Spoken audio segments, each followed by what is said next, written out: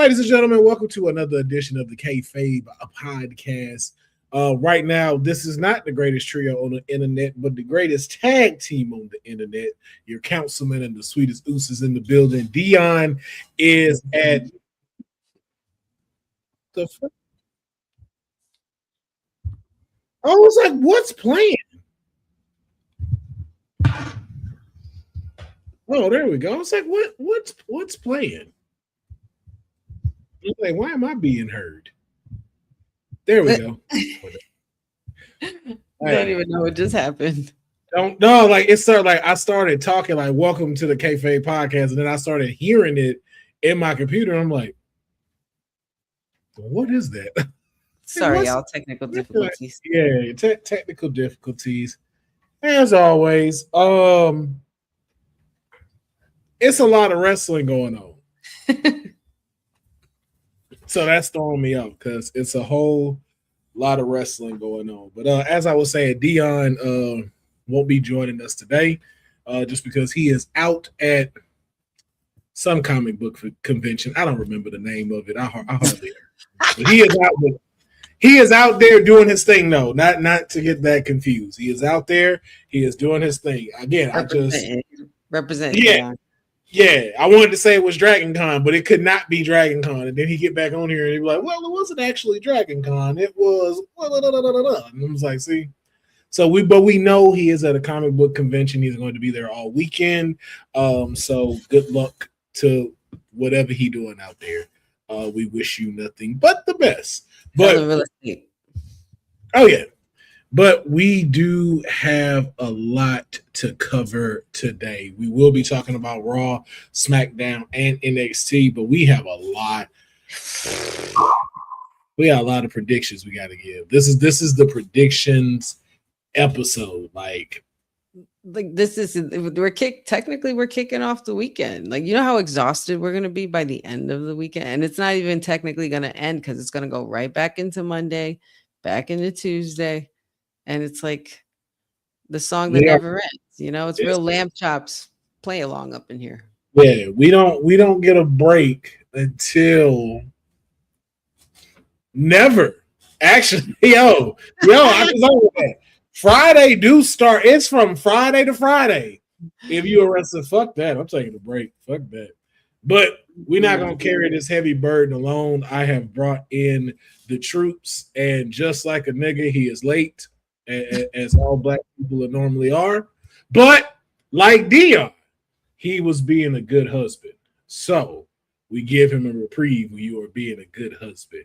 But for those that don't know, he is a huge wrestling fan, but he is a part of a dear friend of mine, Young Deuce at Bacardi at Diggs, the Geek Set Podcast. If you're not familiar with the Geek Set Podcast, please go and check out the Geek Set Podcast on YouTube, on Twitch. They are live every Sunday, and then as well on Instagram and I believe Facebook. I know they have TikTok and I know they have Twitter, but we have the boy Trippy. Yo, what's going on, everybody? What's happening, man? Oh man, chilling. Thank you for allowing me to be on. Oh, thanks for coming in, man. No problem. I love talking wrestling. Yeah, that's what Deuce told me. Whenever Deuce be like, you should have him on the show. It's not a request. It's low key not. It's low key not.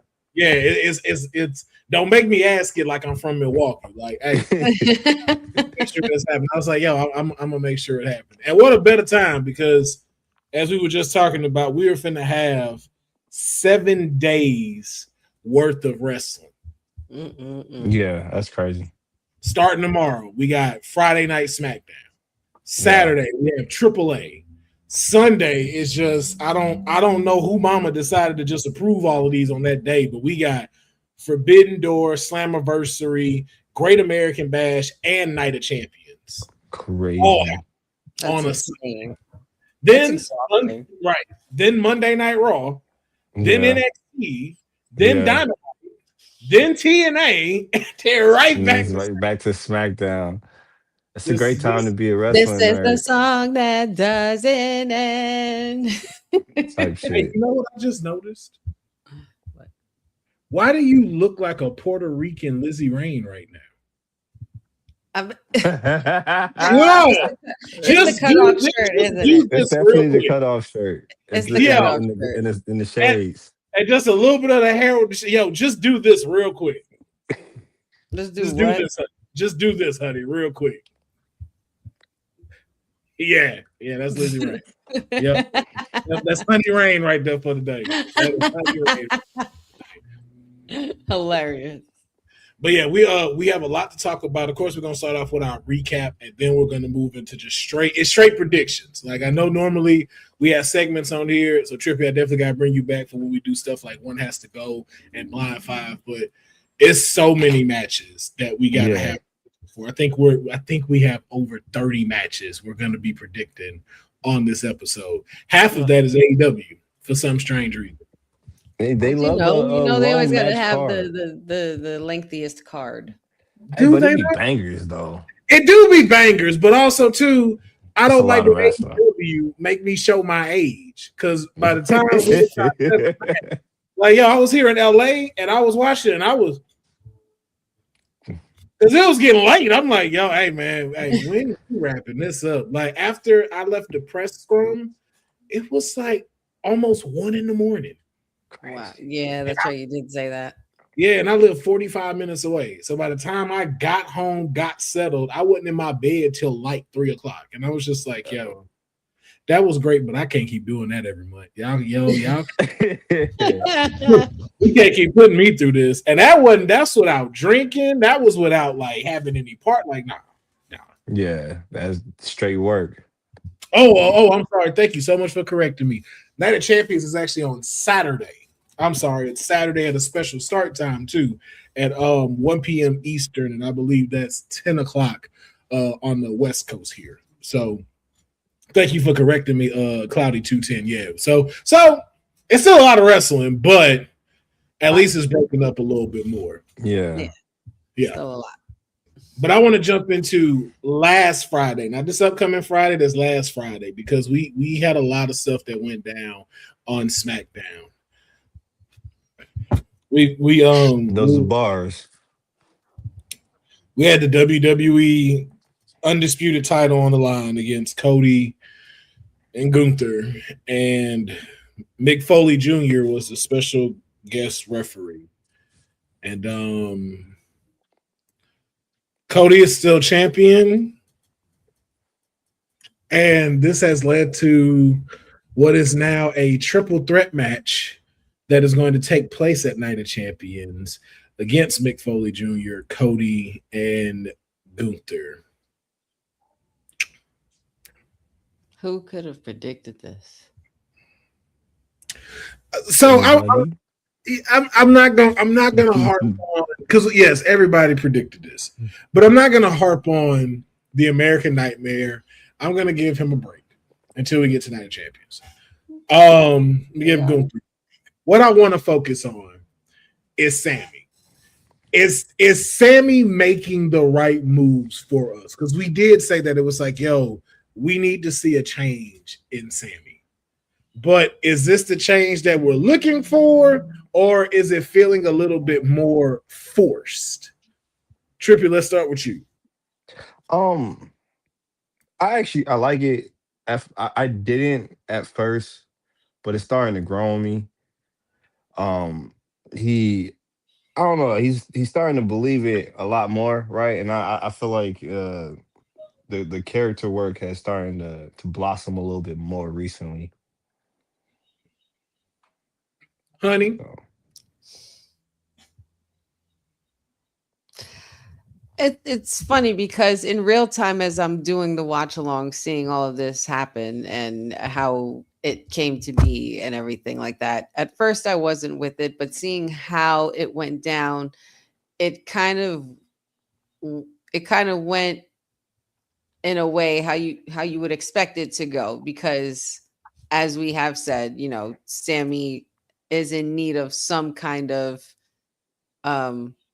character altering moment, and though it's happening very slow, it's been happening very slowly. It's kind of at a point where there's also a, no pun intended, a crossroads in Cody's character as well. So it's like a slight double pivot with both of them. And at one point during the interactions with Cody, and I found myself on the side of Sammy, like, honestly, Sammy has a point.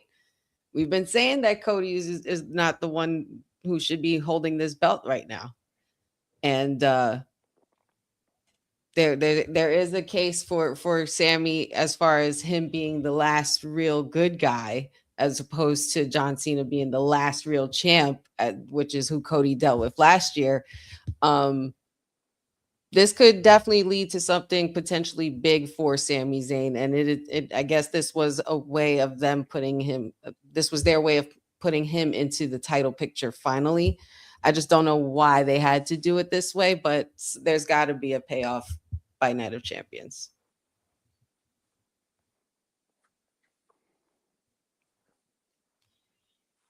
Yeah. Damn.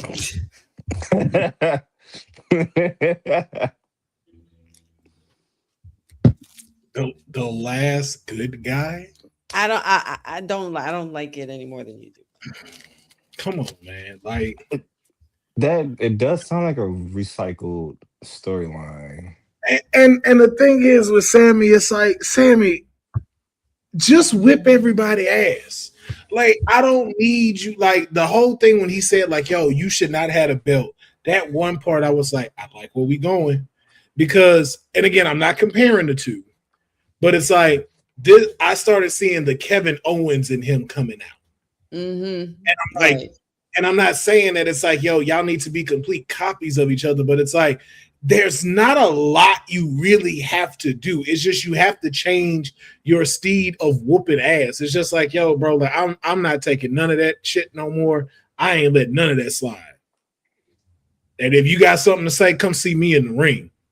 Same thing to Nick Aldis. Like, look at Nick, like, yo, like, Nick, who you talking to like that? Because it ain't like Sammy's 5'4", and there's no disrespect to short kings or nothing like that. But it's not like this man ain't 6 foot something that could really fight somebody. Mm-hmm. That's all you need. Like, even just like what you did with Gunther, what you did with Cody, it's like, stick with that. But you don't have to throw in the little quip of, I'm the last good guy. That's what, like, no, bro. Like, just, hey, man, I want that title. Period. Ain't nothing else. I want that title. I'm not stopping till I'm WWE champ. And I'm gonna lay down anybody who get in my way. That's it. I ain't gotta say much. I don't care if you like it. I don't care if how you feel about me doing it.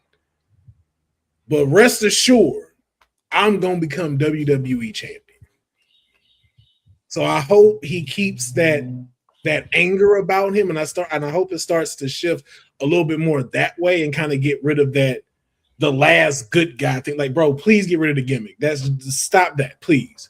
Just whoop ass. Just straight whoop ass. And I think that's also why it doesn't work either for us as well, because we were sick of that underdog shit that he was trying to put out there. Like, dude, you're far from an underdog. We all know that. And so stop, stop giving off that energy like you're climbing your way to the top. Like, dude, you've been at the top, just get there again.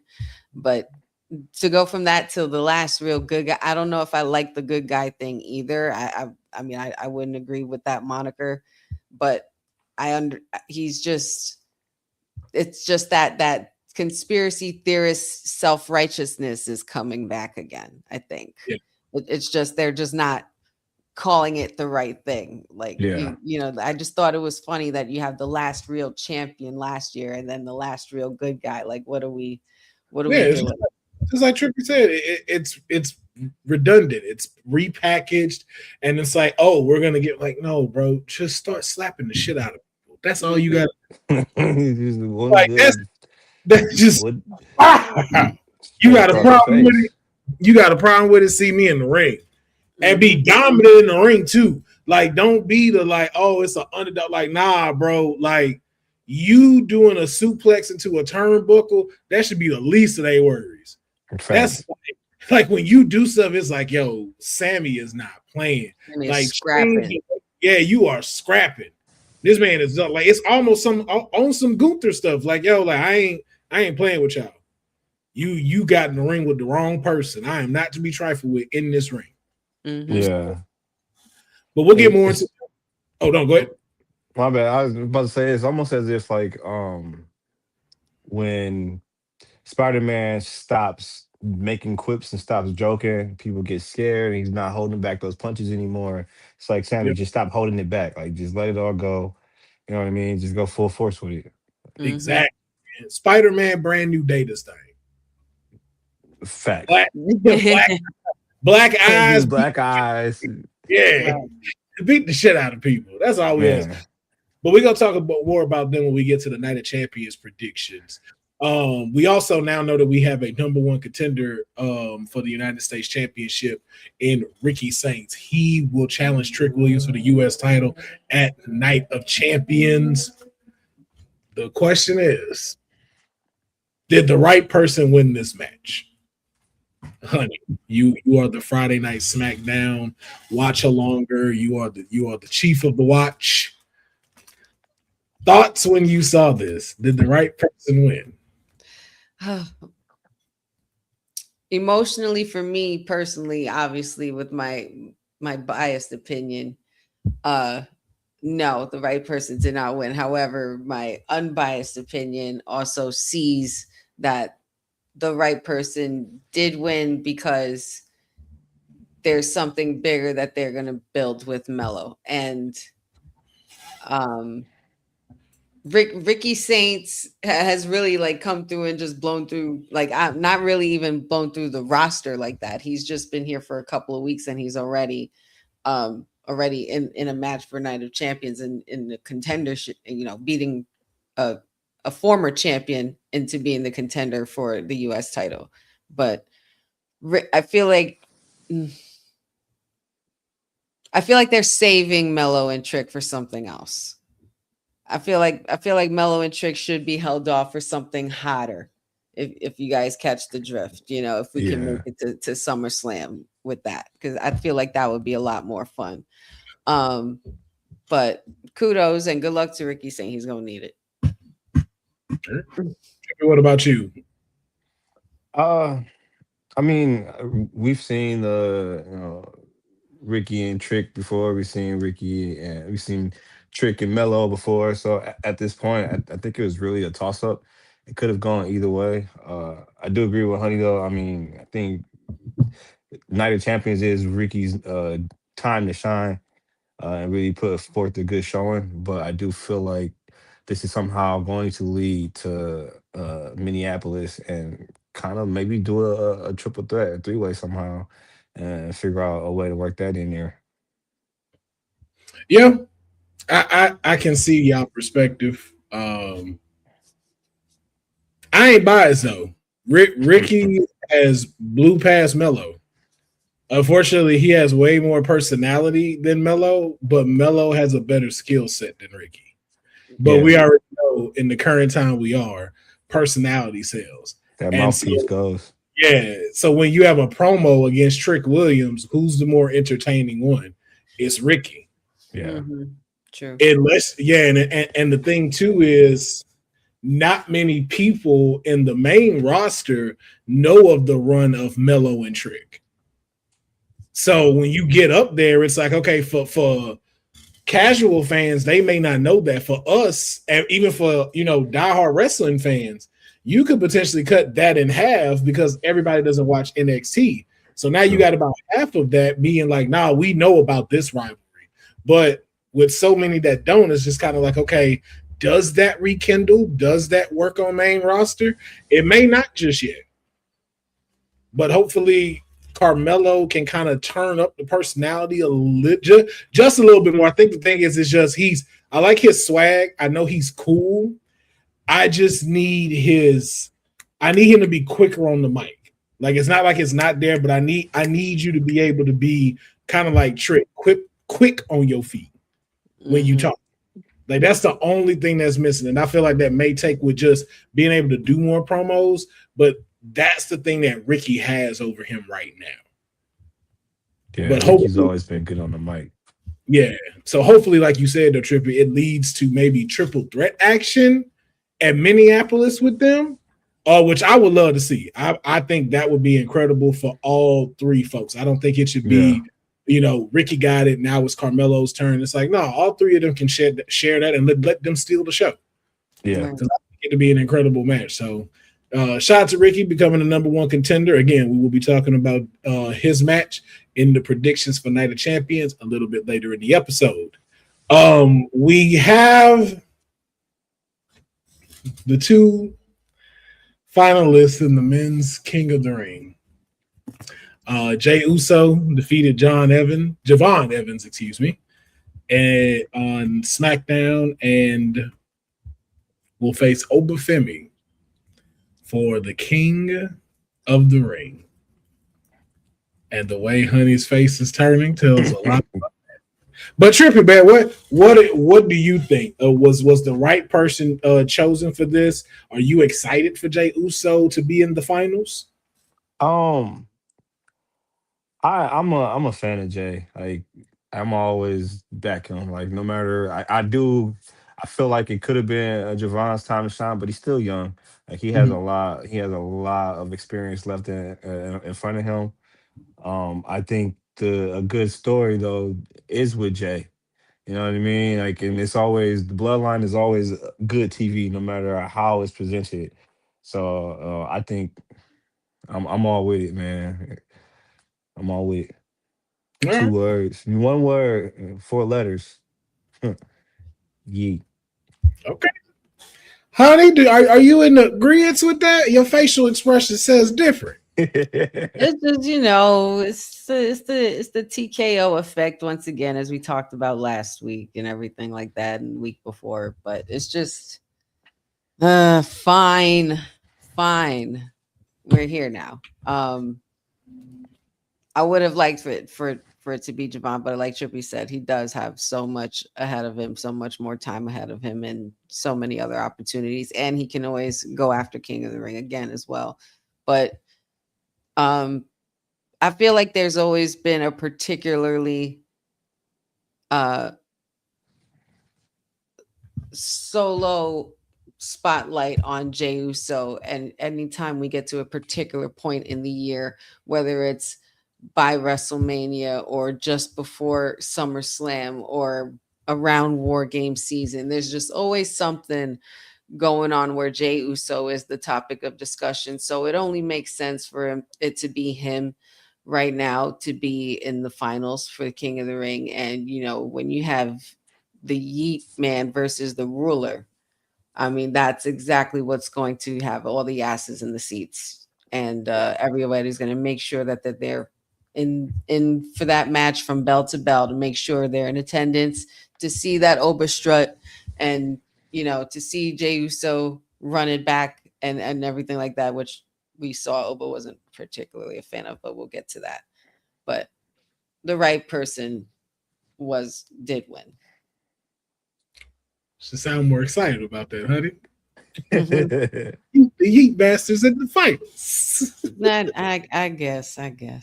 I guess. You don't like this? I was rooting for the young OG, man. I had high hopes for the young OG. Why? Here's the thing, man. Let me go ahead and bust this bubble about the young OG in this. He didn't need it. I think where he won was having this match. I think WWE is doing a good job of continuing to keep him in the picture and have us talking about him, because if I'll be honest, people may disagree with this, but I don't think Javon Evans has taken any L's since he's gotten here. And I don't mean matches. He's taken some losses in matches, but none of those have impacted him to where it's hurt him. You know what I'm saying? Every time he's been in these, he has gone above and beyond. Yeah. With what's going on. But right now, the people who are champs right now, we know that starts to get a little unrealistic then, because it's like Javon Evans versus Roman Reigns for the WWE title. Not yet. Not that he can't put on the show, but it's like, what does that do with a young OG beating the next GOAT? Mm-hmm. Do I think it sells? Absolutely. I would love to see that upset. But if I'm TKO, are they going to take that risk? Absolutely not. No. They're not going to take that risk. So that's why Jay got to win. There's a story here. We still got to get Roman versus Jay. Who got the title on them? Not sure. But that's what we got to get to. That's what they're trying to get to. And we just going to see if Jay is able to do it. But before we get to any of that, Jay still got a whole mountain he got to get past. A whole mountain he got to get past. Your grandma's grandson. I don't.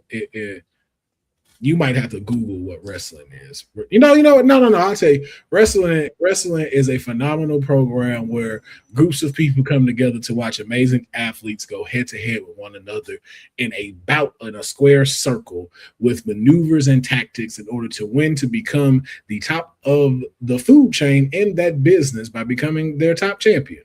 That's wrestling. That's wrestling. That was very good in a nutshell. Yeah, that was off the top. That was solid. Yeah. Right. Yeah. So that's wrestling. More wrestling news.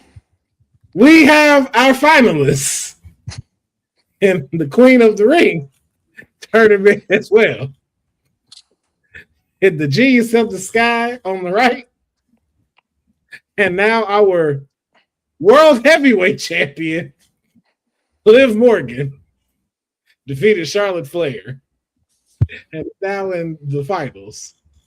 Now, I know a lot of y'all are scratching your head because she's holding the prize that the winner is supposed to get if they win. You're one of the people that's supposed to be challenged at SummerSlam. Yet somehow you're in the finals. Honey, you were a witness to this on the watch along. Your thoughts on Liv getting this far?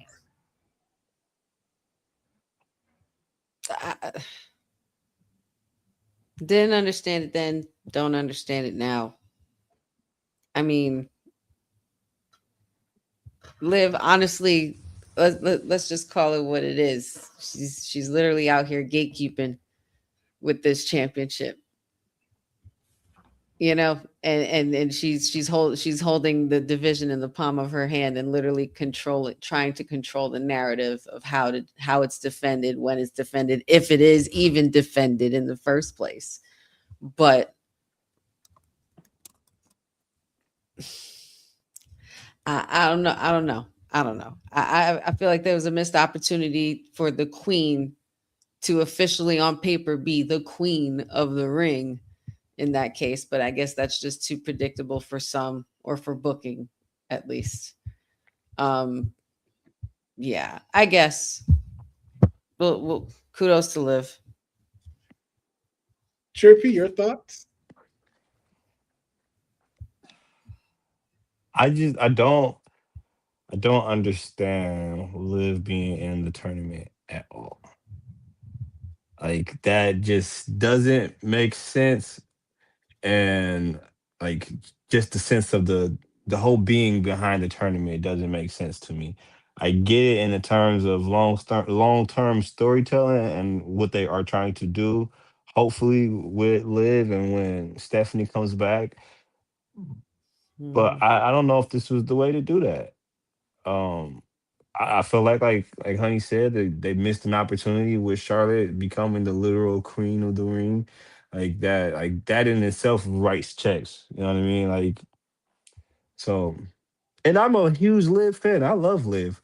Like, but I just don't see the point in her being in the finals. It doesn't hit me where it needs to.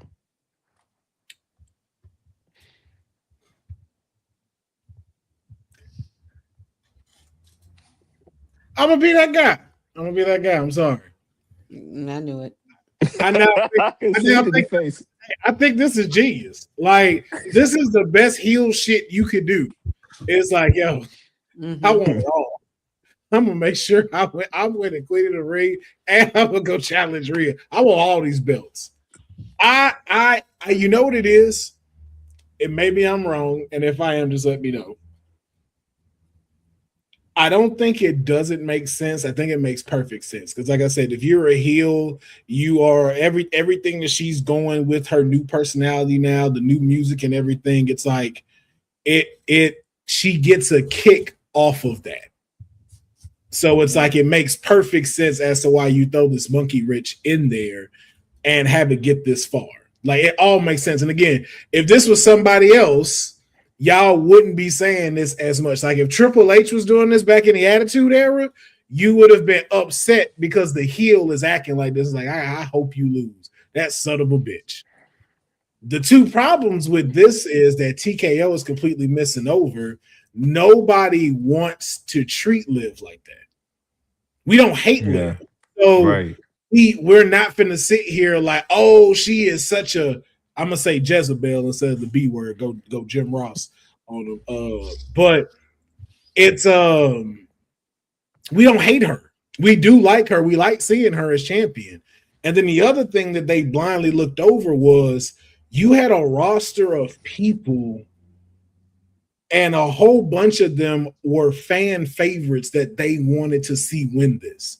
As we talked about it when this tournament started, I was like, this is the most stacked tournament they have had in a couple of years. That's why we were kind of disappointed when they were fatal four-ways. I'm like, yo, man, if these were all singles matches, this would have been fire. Mm-hmm. But there's so many people that we were rooting for. That type of storyline isn't what we were looking for, nor should have been used this year. Like we'd have came back around Queen of the Ring next year or something like that, and it's not as favorable, then we could stomach this a little bit better. But because you have folks like Io we wanted to see win, we wanted to see Raquel win, we wanted to see Chelsea win, we wanted to see Charlotte win, we had Jade in there we wanted to see win. Man, we wanted to see Roxanne win. Like it was so many people that it's like, yo, we are rooting for them to get here. And it's like, dang, man, y'all get rid of our favorites and let her advance. And now you're making me feel a way about her that I don't want to feel. Right. That's not fair to us. Yeah, that's how you draw natural heat, though, right? But is that the necessary step right now? Like, is that what she needs? Do she need to draw that type of heat right now? I guess it depends on what they're trying to do with Roxanne, because it kind of looks like they're positioning Roxanne to take her on. So if they want the crowd to choose Roxanne, then yeah, you got to kind of build that heat. But not only that, but if they're drawing that much and that kind of heat towards Liv, that means that they're preparing us for a big character change and pivot to a point where we're going to be fully invested and care about Liv, and she's going to become like an ultimate baby face, like even when she is this persona, like, you know what I mean, like off of just being herself. Mm-hmm. But I feel like there's going to be a journey after, by the end of this summer, it's just going to continue to lead on to the fact that we're no that whole, obviously that Mid Morgan shit is dead, and we're gonna see Liv in her ultimate era, like for sure. Like she's just gonna turn into a bigger superstar after whatever the cost of all this heat is. Well, we still have to talk about her during our predictions later on, so we will do that. But congratulations on advancing into the finals of the Queen of the Ring tournament, Liv. And now we're going to jump into Monday Night Raw.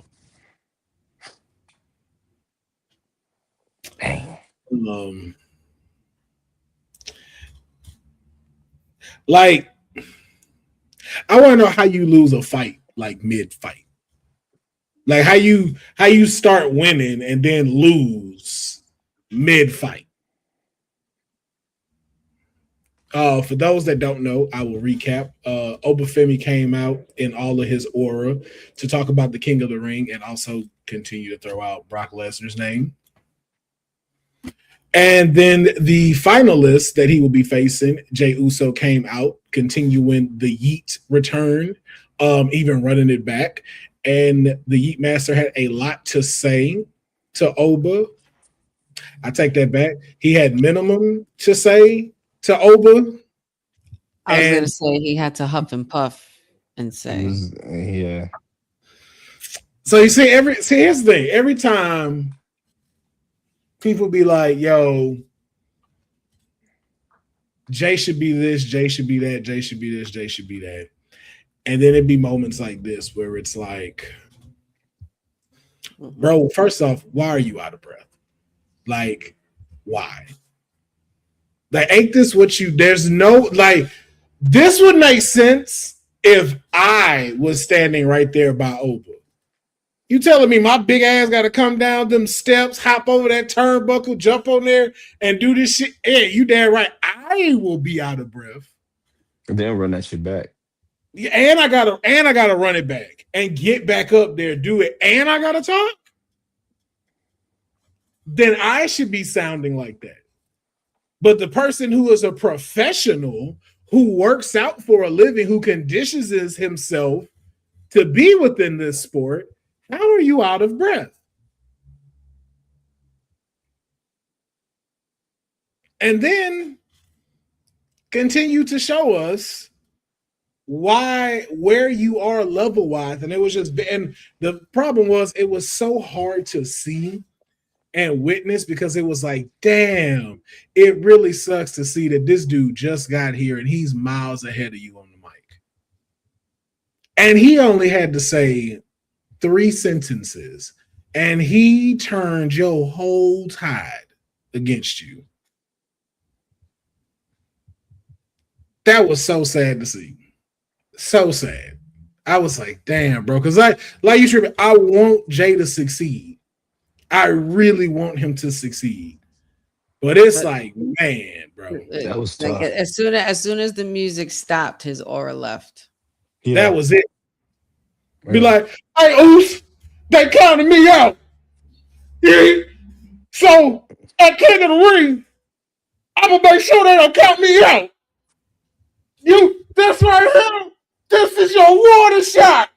Bang! Oh, while going in between, you gotta get those deep breaths in between. And he was like, it was tough to watch because like the crowd is behind him and like the crowd fucking loves him, so that they want to be into it, but like it's tough to get into that. Yeah, and then he doesn't utilize what's there because they like to yeet, but I think he got a little bit too much into his head, so he didn't do the play when it's like, okay, let me say it, let them yeet. Let me say it, yeet. Even Oba catches on to do it, but he knows when to jump in it. He knows when to jump out of it.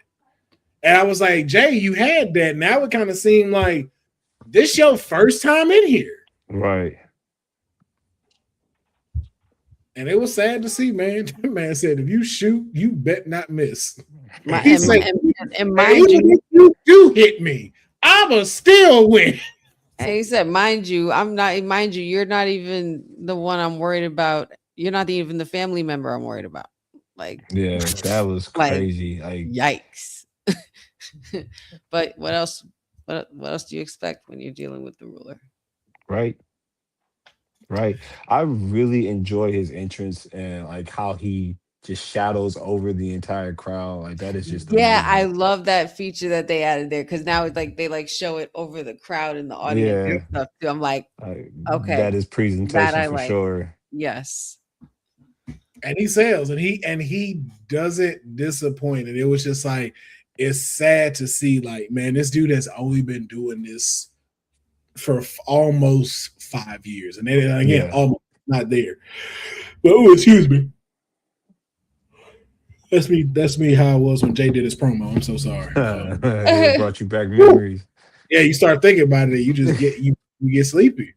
But for someone who's been here for 10 to 15 years, it's like, okay, and this is not to talk down on him, but it's like, I would hope that you would take a second of if they're trying to catapult you back into this position,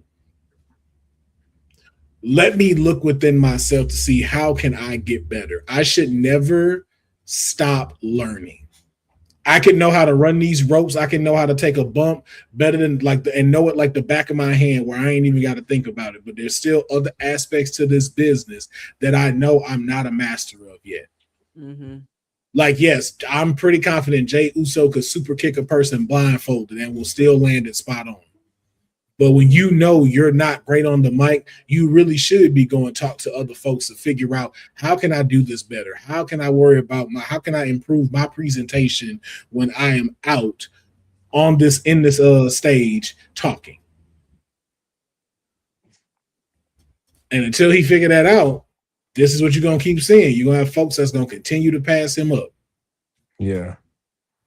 And it's sad, unfortunately. But again, we'll talk more about them at Night of Champions. I don't even want to recap this because I said it. Chad should have never apologized to these punk ass motherfuckers. I said it. I said, yo, how you gonna apologize to people you tried to help? You tried to make them better, and now look at them. Still ain't doing shit. I mean, Maxine was a champion. She got that, but where's she at now? Oh, that's right. Oh, that's right. She's Austin Theory's piece now. Because when the last time she had a match, when the last time she talked about the IC title, and you got the nerve to walk out and come talk to him and throw that in Chad's face, be like, all right. No, man, the path of the luchador is fine, man. You apologize because you disrespected the luchadors, Boza. So you apologizing to them, that made sense. This was just getting rid of dead weight. He told her to get on her knees and shit. Man. Like he did disrespect the crap out of him. He slapped Otis or something like that. Come on, like he slapped the shit out of Otis a couple times. He bitched out to Zawa. Like, come on, like that was kind of wrong, no? And before that happened, where were they? What did Otis do with himself before he met Chad? Oh, you know what he did? Fumbled Money in the Bank. Tozawa was a walking sideshow before he got with Chad. Maxine Dupree was hawking off Facebook models and was getting clowned tremendously for her wrestling skills until she met Chad. And he tried his best, but you know, it took a boat like Natty to get it right. I'm about to say you got to get at the big Natty. Yeah, you know what I'm saying. But again, you wouldn't have had that pathway had Chad not done that for you. Had Chad not disrespected her. Yeah, sometimes you got to. Hey, listen. As much as people don't want to say it, I'll be the one to say it. If we had to take a time machine to go back in time and stop Joe Jackson from beating Michael Jackson, but you don't get Michael Jackson's music, would you go back? Right. You say that on the man's. Yeah, it's okay if you don't want to answer that. You're right. Yeah, you're right. Yeah, but think about that. Think about that. You ain't even got to answer the question because you already answered it. That's crazy though. That's wild. That is because so you dumb. like because you right. Because we are so selfish. We want that music, dog. We want that fucking music. I can't give up. Remember the time. Just bro. Human nature. Human nature. You wouldn't even know about that had you didn't see the human nature your daddy was treating you like. Come on, man. You might have to take one for the team again, bud. I'm saying, man. Like you ain't got to R.I.P. the GOAT, man. In fact. Yeah. R.I.P. But you ain't got to apologize to them, Chad, man. You were making them people better, and they just couldn't see it. And now look at them. Still nowhere. Barely on TV. You know who on TV, though? Chad. Chad saved a whole nother wrestler. Yeah. You gotta apologize to these people. Screw them. Screw them. Screw Otis. He was Tell kind Otis of, brother, so basically what Will's saying, everybody, is bring back bullying. now you see how the misrepresentation is coming in? No, that's not what I said. Stern discipline will take you far. Okay? I knew that was coming. Okay? Not bring back bullying. Look, you see how she tried to get me canceled? No, I would never. Canceled. No, I ain't sure. No. Stern discipline. Okay? Otis was a monster when Chad was right there. That boy was putting in work. He was. Now, he was his bodyguard during spelling bees with Matt Riddle. Hey, man. Matt Riddle is. Sometimes, spelling bees go crazy, man. They get dangerous. Sometimes you need somebody to watch your back. You know what I'm saying? You ever seen a little small white girl crash out because she couldn't spell onomatopoeia? That shit dangerous. That shit dangerous. I seen a judge take a number 2 pencil to the eye. She just flung that motherfucker out of that shit. They got metal detectors at the spelling bees, man. You can't come in with those metal mechanical pencils. None of that. Dangerous in them spelling bees, man. You gotta be real bold to participate in one. You gotta be real bold to sit in the front of one. Just saying. But Chad, man, you don't owe these people nothing. And the fact that they was like, we don't accept your apology, don't go give another one. Fuck them. You worry about that IC title. Let them worry about making Papa John's commercials. Is what you do, Chad. It's okay. You do not need their forgiveness. Technically, Maxine was the one who spoke for everybody. Yeah. And then that make it even worse. Y'all can't talk for yourselves. I mean, look at Otis' face. He was just upset. Like he was speechless. He didn't have no words. He was conflicted for sure. Yeah, because all his words were stuck in his neck that he ain't got. You didn't make no decision for yourself. She left and then you gonna leave. You fucking follower. Oh, Chad, you don't need lead all. But you left. You a grown ass man that pay bills, and you can't sit here and be like, "Look, man, all I needed was an apology, Max," and he just gave me one, and it was sincere. But Maxine is a realist. It's like, bro, you can't just go and treat us like crap for umpteen months and then just expect because you lost, we supposed to be cool now. But it ain't even about being cool. I'm apologizing to you. I'm not asking us to be cool. I'm not asking us to get back to where we were. I just want to apologize if y'all felt like I hurt y'all. Yeah, they don't have to accept it. And she said, F your apology. Right. Yeah. You don't have to accept that. Yeah, you don't have to accept that. You an idiot for not accepting it. But Chad don't need to go out there trying to get no redemption from them. For me, like, I don't owe you nothing. I got y'all TV time. I had y'all put on everywhere. And then it's like, if you don't want that, what do you want? What would it take for a redemption from Alpha Academy? What would it be like? Okay, you know what? We square. Because outside of an apology, what the fuck do you want? Right. Well, they didn't ask for it. Chad Gable felt like he should give it because he was the one who called them out. That's cool. That's cool. But if it's like, yo, are you wanting something else? Like, come with me with solutions, not more problems. And if you didn't want it, why'd you come out? If you knew you didn't want the apology, why did you come out? That's selfish. She trying to talk about somebody being selfish. That's selfish. If I don't fuck with you, why would I come around you? I would have just more TV time. I'd have been like, yo, fuck them. I'm not coming out. I ain't got nothing. I ain't got nothing to say to you. All the best to what you doing. I don't have nothing I need to say to you. You can keep that to yourself. They selfish. They lazy, and they don't know how to take criticism, man. If Michael Jackson can get beat while moonwalking, damn it, you can take being on your knees to get better. I'm talking about Otis. I don't like the way that sounded about Maxine. So, what? Yeah, it didn't sound right. That whole statement just went left quick. I have no words. But yeah, okay, it ain't Otis getting mad because you get slapped in the face. You know, there's a Japanese man that it's a tradition for him to slap you in the face before you start wrestling. Yeah, but that's not Chad Gable. I mean, to them, though, that kind of is because he the one that's getting y'all paid. We didn't see Otis on TV until Chad Gable got him on there. Tozawa was in nothing but squash matches. I mean, he almost got these two to tag team gold. And by fact, did he get them tag team championships? Otis and Gable had him. Yeah. That ungrateful motherfucker. Ungrateful motherfucker right there.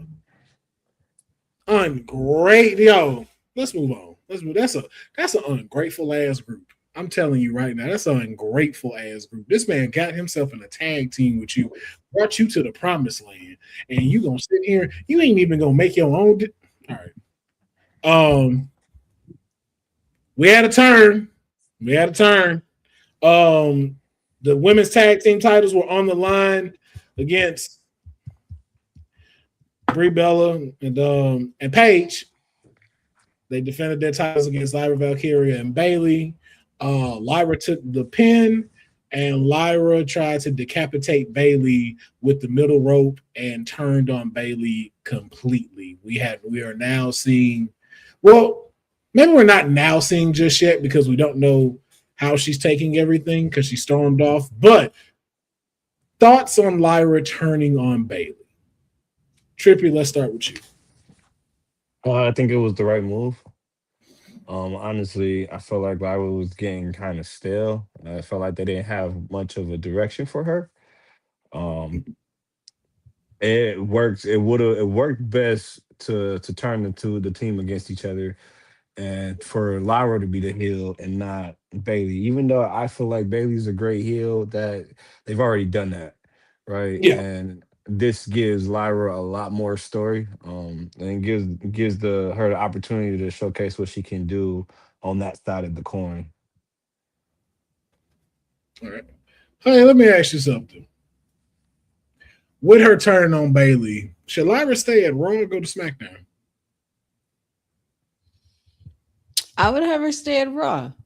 I feel like there would still be more for her to do, especially now that we're seeing this totally different side of her, especially after this past week. Yeah, I think this is where we see Lyra Valkyria go full throttle mode, and just start taking no shit and kicking ass and taking names and going on a more serious run on Monday nights. And I like that for her a lot. Yeah, I agree. I just want to see her back in singles action. I just want to see her have singles matches. I don't care what goal she's going for, whether it be the IC title or the World Heavyweight Championship. I like Lyra's performance in the ring. I do like her presentation. Mic skills could still use a little bit of work, but I do like the overall package that is Lyra. And I think she could bring a lot to the Raw Women's division as a heel. No matter which division that she's in, but I do look forward to seeing like how this goes between her and Bayley. Maybe we get to SummerSlam, maybe we get to Saturday night's or Sunday night's main event, and they have their match there. But we'll find out. But shout out to Lyra on that one, and congrats to the Street Profits. We have new WWE Tag Team Champions. It's up. It's up. And unfortunately, no one cares. Not because they won. We happy they won. I just don't know what took so long. That and then what happens next? Yeah. That's what's with everybody. Like, so are they just holding them and we still get no tag team action like we've had with the last 5 tag teams that have had this titles? So it's bittersweet because it's like we're very glad that the Street Profits won. And again, this has nothing to do with the Street Profits victory, but we are all aware that the tag team division has just boom. Mm-hmm.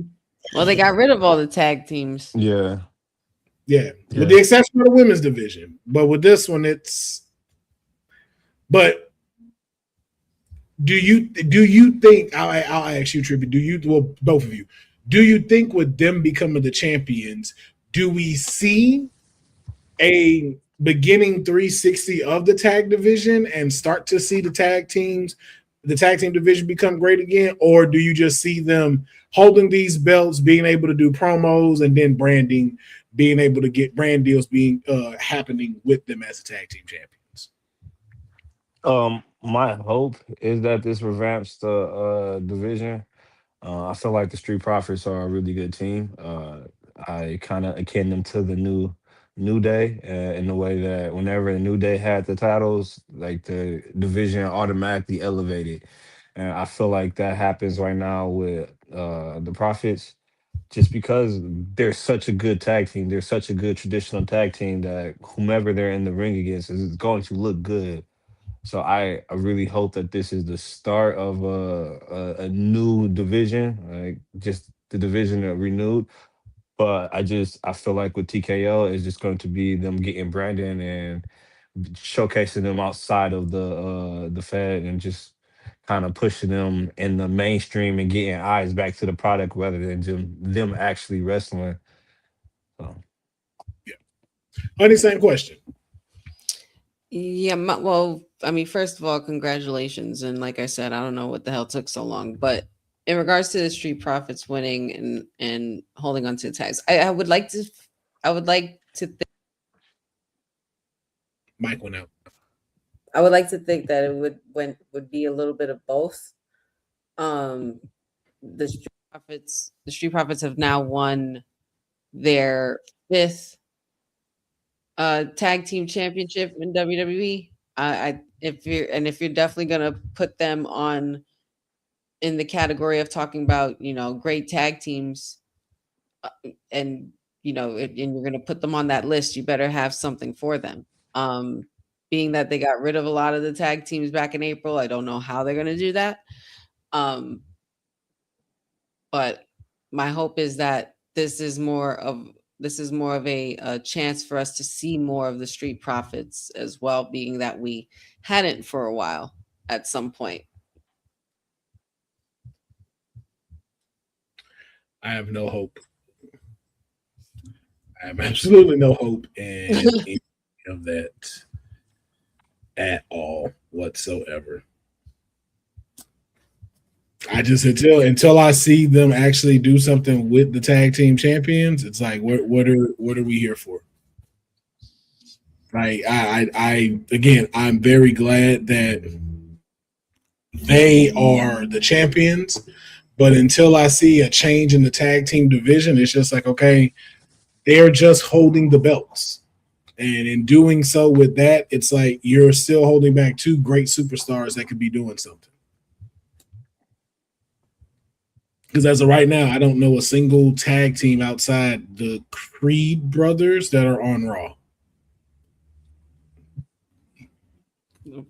Viking War Raiders. They're in AAA. they're in AAA now. Oh, they're in AAA. Yeah, that's right. And Braun and Austin should not be a tag team. So hopefully that ends. So again, who are they actually facing? Yeah, it's crazy. I can't think of any. Dom and JD. Dom and JD, Otis and Takao.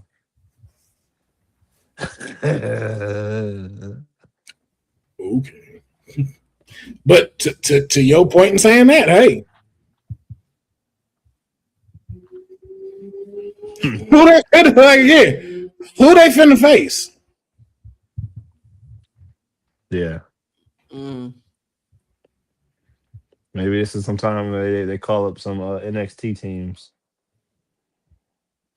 But even that one, it's like you're still building them out. Yeah. So who you send up there, Hank and Tank, and it's just Hank and Tank and the Street Profits? Hank and Tank ain't ready for that. And nobody really knows Hank and Tank like that. Yeah. You know what it's gonna be that's gonna sell out the tag team division? Them versus the Vanity Project.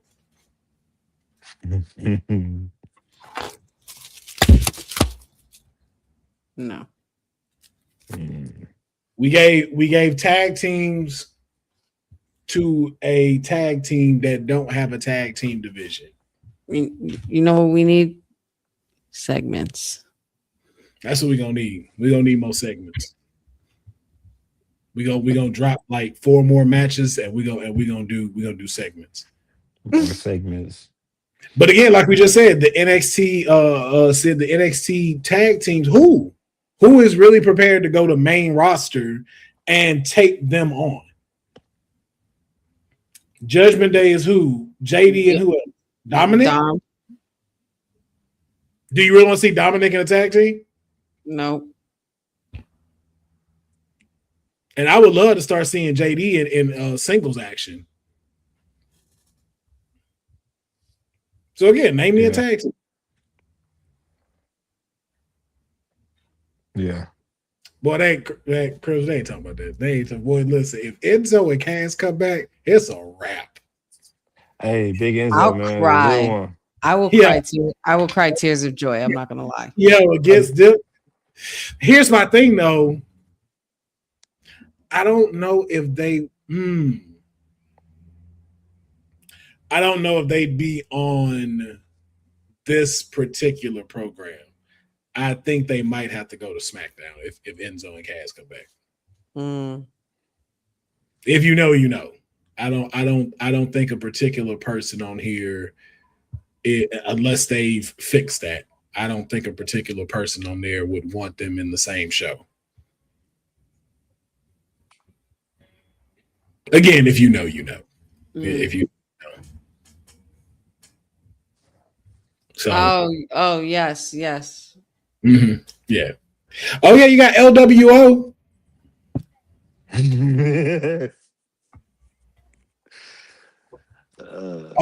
I know. Dragon Lee and Rey Mysterio. Again, you have a group, you have a tag team, a real tag team, like Cindil said. You have a tag team that has tag team title gold and no one to face. And that's the start. So again, though, congratulations to y'all. It's like Ahmed Johnson winning the ECW championship. No, Will. When they getting ready to close. No.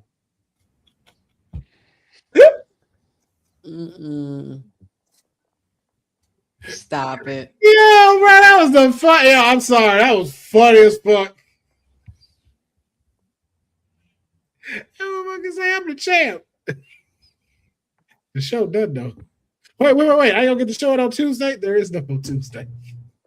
ECW was closed. You just the last champ. This is it. Yeah, this was it. But like, well, how many days I got? No, it closed today. Like, the like you walked out. History. Yeah, you the last champ that ECW ever had. You can't roll with that. I mean, because Booker can take that to the bank. I'm the last WCW champion. He sure can. Yeah, when the books were closed, which is kind of cool. 2 black people were the last champions in both of these companies. So, you know, that's not a bad takeaway. Yeah. No, not at all.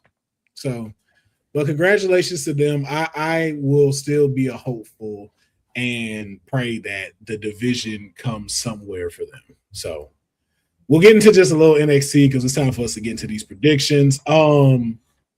Izzy Dame lost to Ariana Grace in a speed challenge to determine who was the number 1 contender, and we now have one. Ariana Grace of Birthright will face Ren Sinclair for the speed championship at the Great American Bash, which kind of led to the downfall of the culling, I guess. Nico Vance and Sean Spears were in the tag team action, and Sean Spears not only lost that tag team match, but also cost Izzy Dame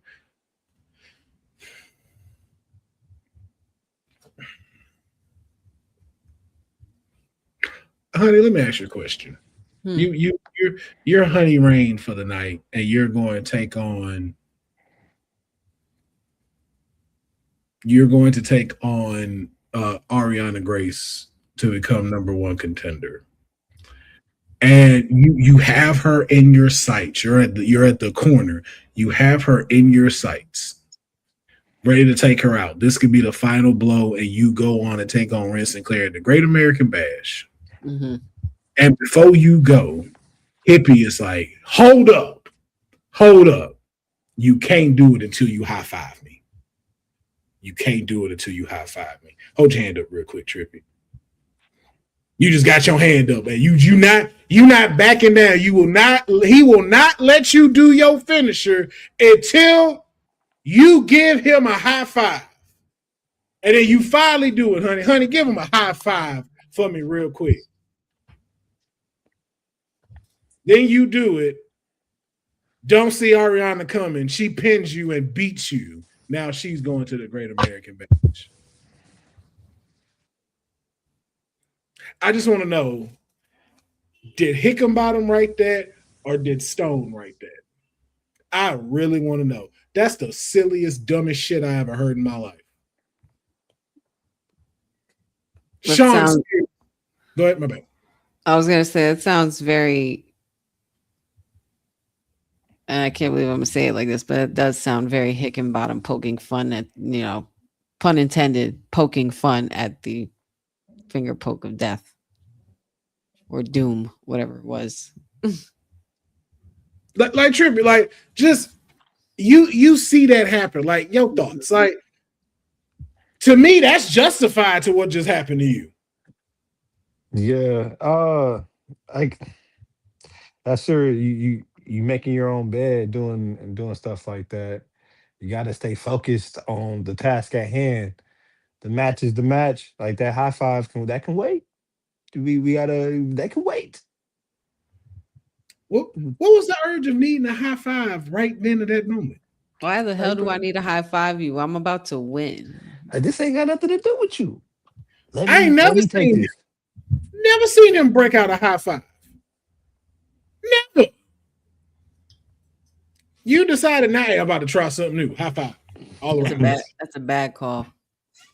I was like, yo, if you want to break them up, you could have found a way better way to break them up. But that's what happens when your councilman is not GM and you gave it to Stone. This is why shit like this happens. Just saying. I hate how much we don't care about this match. It sucks because I want to care about Tony D's new reign, but they're doing everything right. They really are. NXT's in a weird spot right now. NXT's in a very weird spot.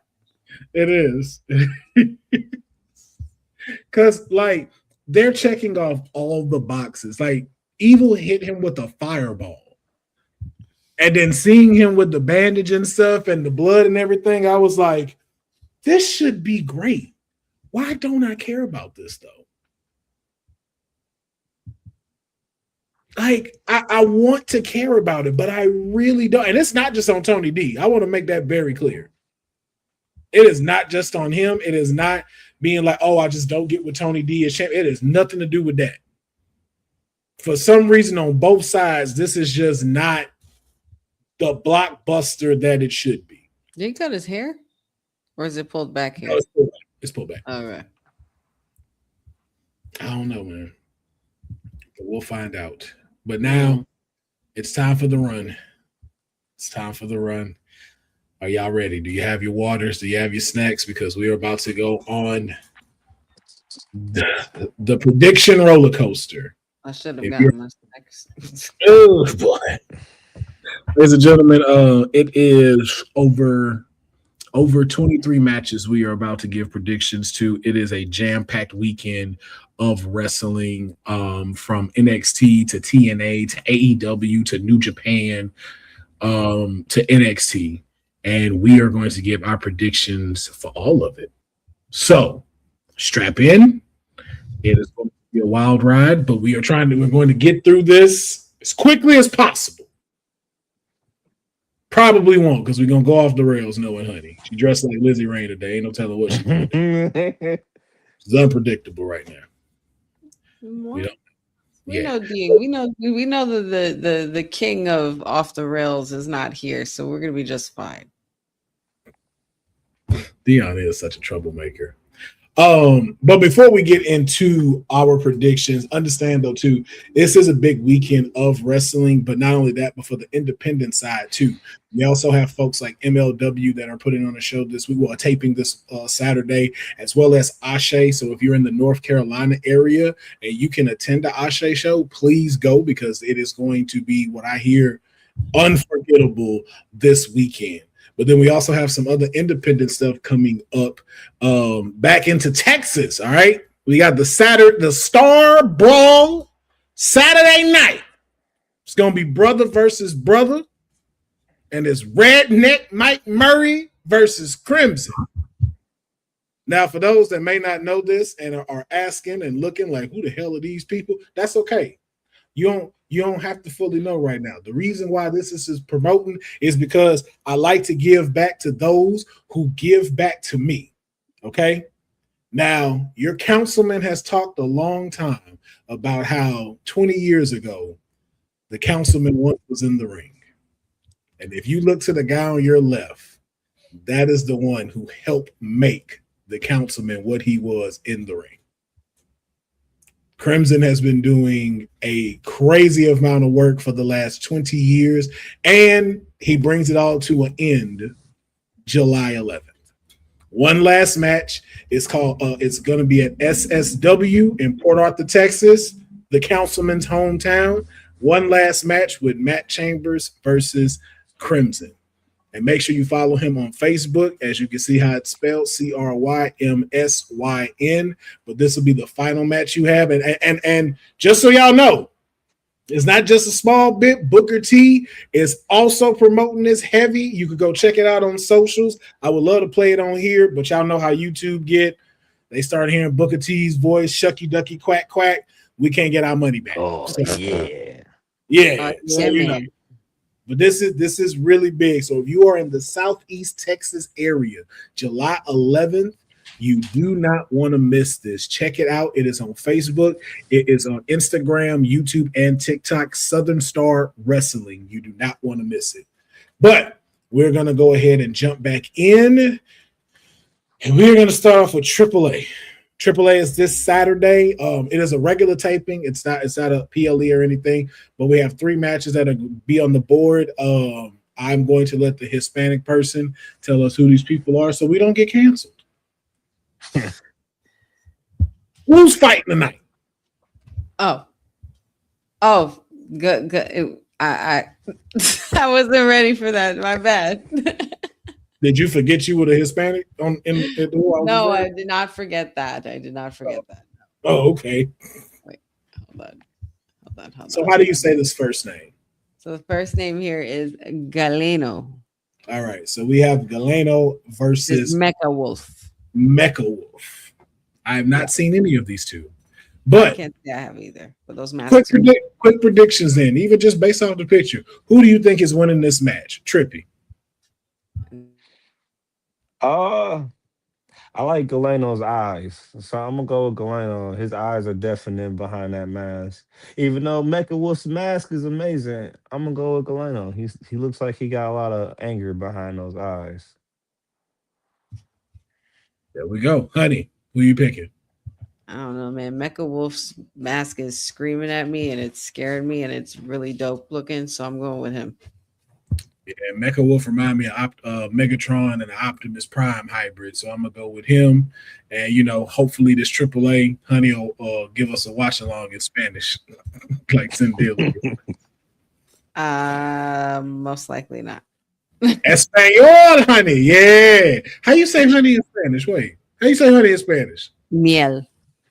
See, so what the honey watch along in Spanish? How would that be pronounced? That I honestly wouldn't know exactly. I don't know watch along in Spanish, but I'll get back to you on that later. She's such a New Yorker, such a damn New Yorker. That's crazy.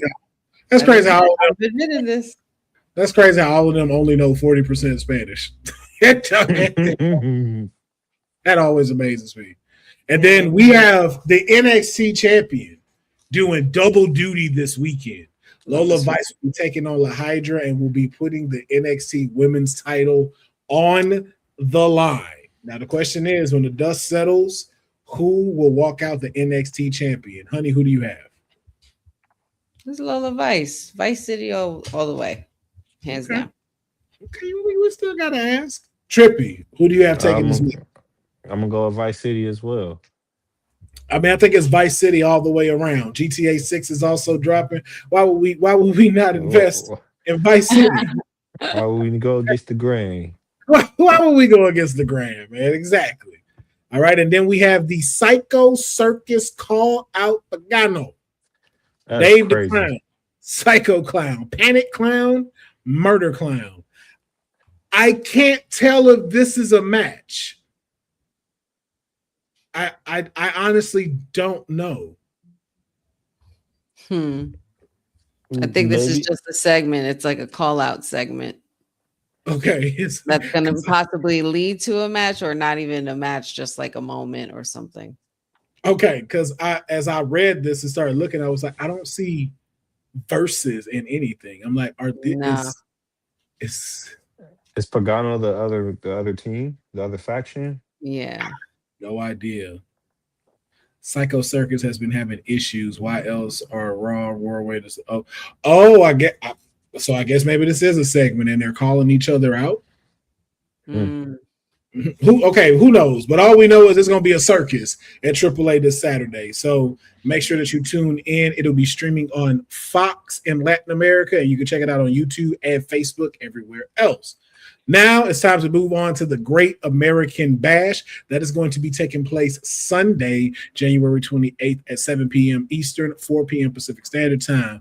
We got the Sugars taking on Dion Lennox. Man, honey, who won in this damn match? I really don't care. I don't care, but I will say that I will go for Saquon Sugars. Trippy. Toss up. I'm going Lennox. I love how y'all just.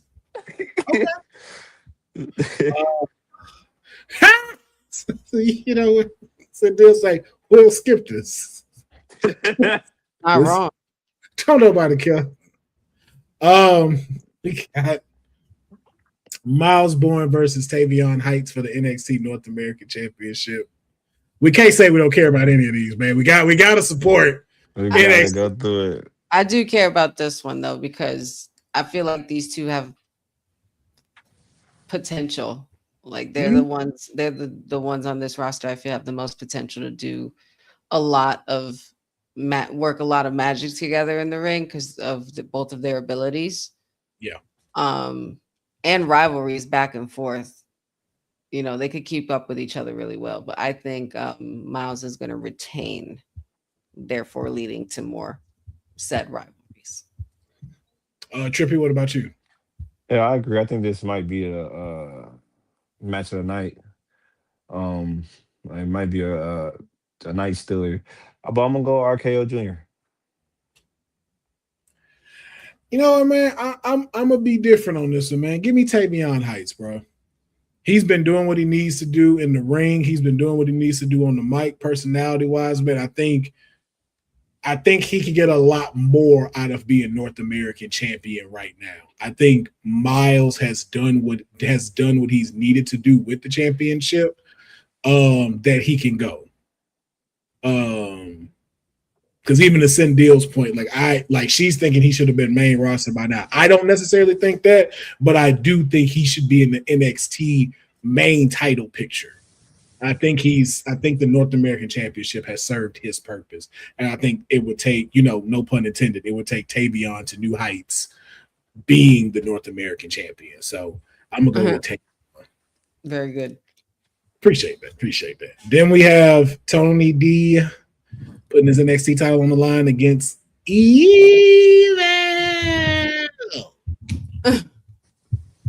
Who walks out champ? Honey. Well, you brought him all this way and you let go of all those damn people to not put the title on him. Give it to Evil. And New. Yeah. So, and New. Go. Okay. Sorry, Tony. Yeah, I mean, it makes the most sense. You definitely you went out, scouted him, brought him here for this moment. Yeah, I think they. Yeah, because to be honest,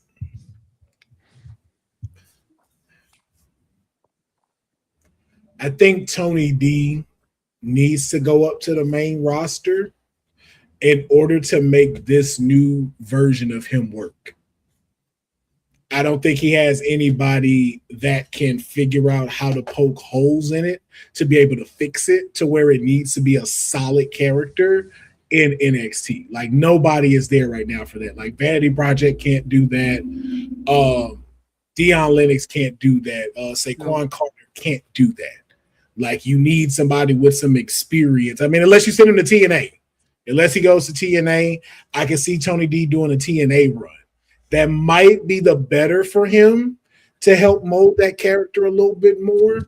But I feel like it's just in it, like he's a big fish now in a little pond that's NXT. Like, you definitely outgrown it. He's like that kid from the sitcoms in the 90s where it's like he's still a senior in high school, but he's 23. It's like, nigga, leave.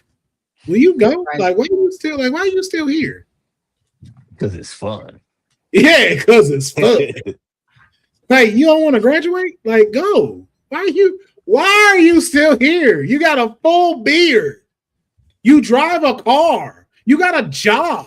You don't want to like move on with your life? Something? You talking to us about graduate. prom right now? Like, if you don't get the fuck out of here. Bro, you've been in prom 5 times. 5 times. 5 for. And then we have Lola Vice taking on the wrestling machine, Kendall Gray. I'm gonna start calling her that just to fuck with people. So who walks out NXT champion? Vice City?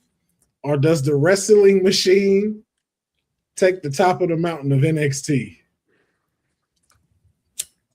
I'll make this easy. Lola retains.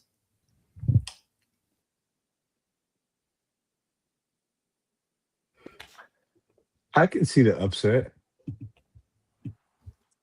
Especially after doing double duty.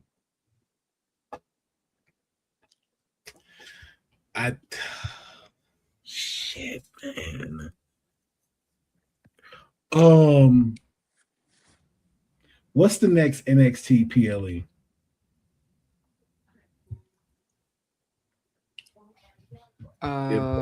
Let's know. And when is there a PLE in July?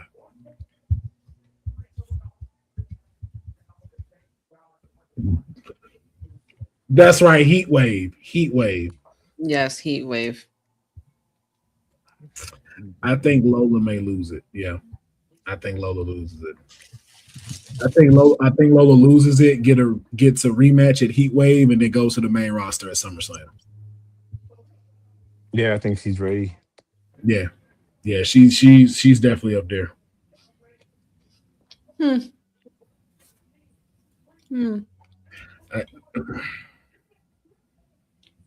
I don't want to see it, but it's just for some reason they keep pushing that girl, and I'm like, all right. But I think Lola, she's the wrestling machine. Yeah, she's the wrestling machine, and they got the rocket strapped to her. So, but that's NXT. NXT is happening Sunday, June 28th at 7 p.m. Eastern, 4 p.m. Pacific Standard Time. You do not have to go try to watch it on 100 different places because it will be on the CW. But if you don't have cable, you can't watch that. So there's that. Now we get into the Slammiversary of Total Non-Stop Action. Who the fuck is this?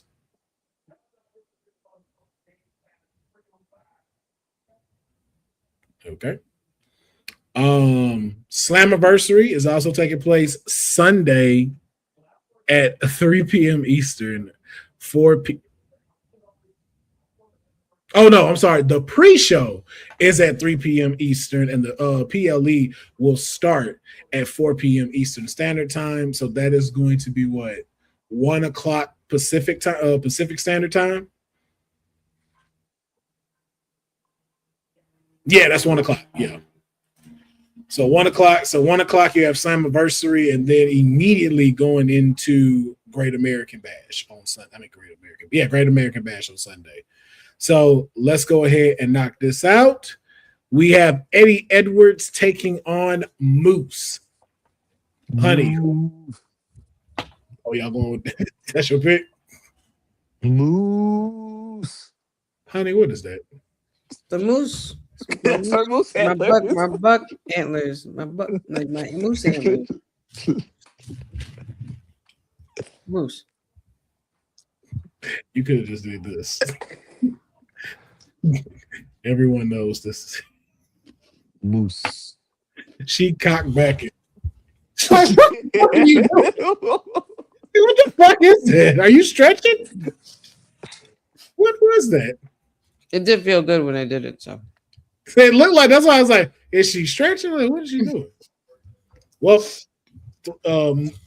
Moose all around, apparently. Moose is taking this one. The next one, we got Eric Young taking on Ricky Sosa.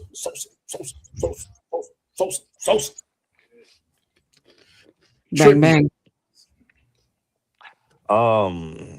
Everybody loves Sosa. Yeah. I think Eric Young is going to put Sosa over real well at Slammiversary.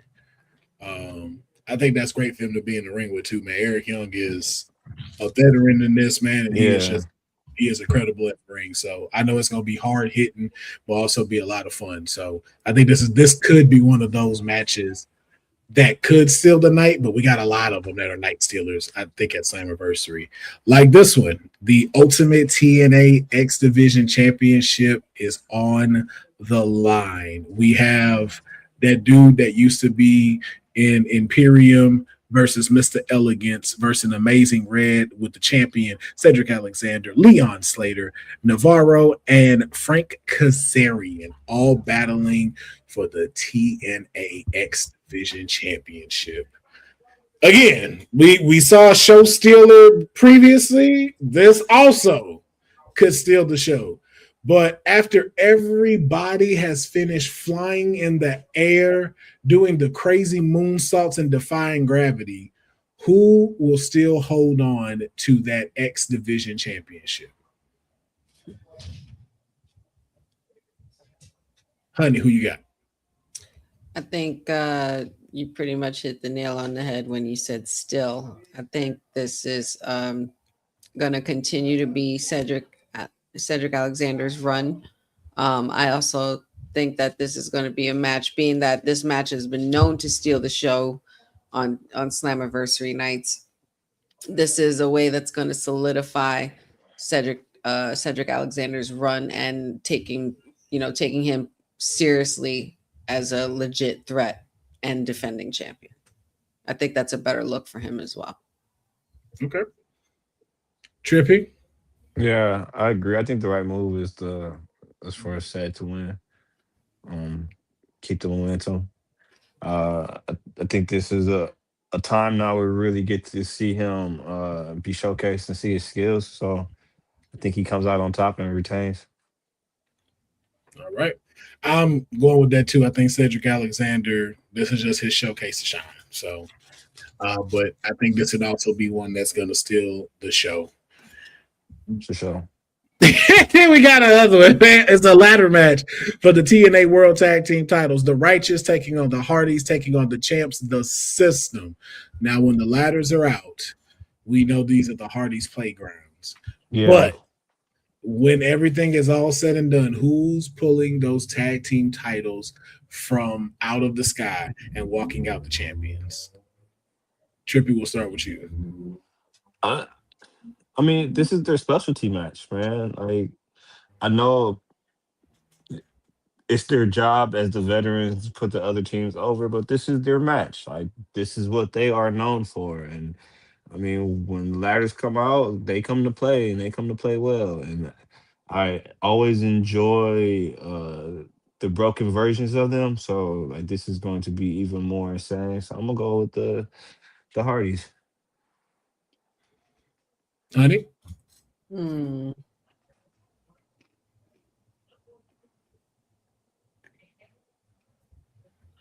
It's so interesting because the Righteous have been really kicking ass lately for me, and they've been doing really well. But nah, I'd be wrong to go against the Hardys, man. The Hardys, I think will retain. Well, I guess you could call me wrong. I'm going with the system. I think the I think the, I think the Righteous and the Hardys are gonna get tied up with each other, and the system gonna take advantage of it and get their titles and skedaddle out of there. I don't know.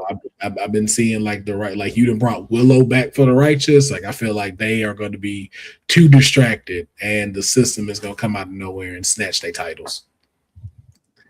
Okay. Then we also have the TNA Knockouts World Championship on the line. The championship, the champion, Lei Ying Lee, will be taking on Zaya Brookside, who walks out the TNA Knockouts World Champion.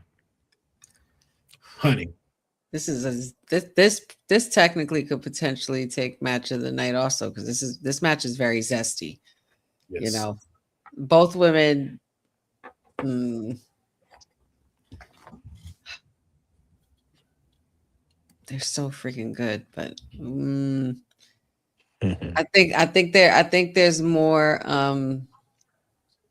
bang for your buck if you keep the title on the retaining champion. So I'm gonna go with Lei Ying Lee.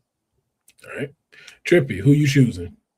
For that same reason, I'm gonna go with the champ. I think it makes the most sense to keep the title on Lee, so I'm gonna keep it pushing with her. Oh yeah, I'm gonna go with Lee. I think she has been doing way too much to not continue to be champ. I think she still has a lot that she wants to accomplish as champion. But I think Zaya Brookside will eventually become a Knockouts champion, but I don't think it's going to be at Slammiversary. And then our main event, the TNA World Championship, is on the line. Mike Santana versus Nick Nemeth. Who walks out the TNA World Champion? Trippy, we'll start with you. I'm gonna go with Big Mike, Mr. Santana. His Knicks just won. He's feeling the type of way. He on top of the world right now. New York City is doing their thing. I'm going with Big Mike. Honey? I'm at a crossroads with Santana because it's like I want him to move up, but I don't know if I want him to move up just yet. Move up where? Like, because there's been lately the talk around Mike Santana is that he, the main roster is very high on him and wanting to get him in the future. So I'm just saying, is his contract up soon? So but not yet. I don't know exactly when it's up, but that's all right. So let's take that out as a factor. I'm the only reason why I'm asking that so you can take that out as a factor to make a decision.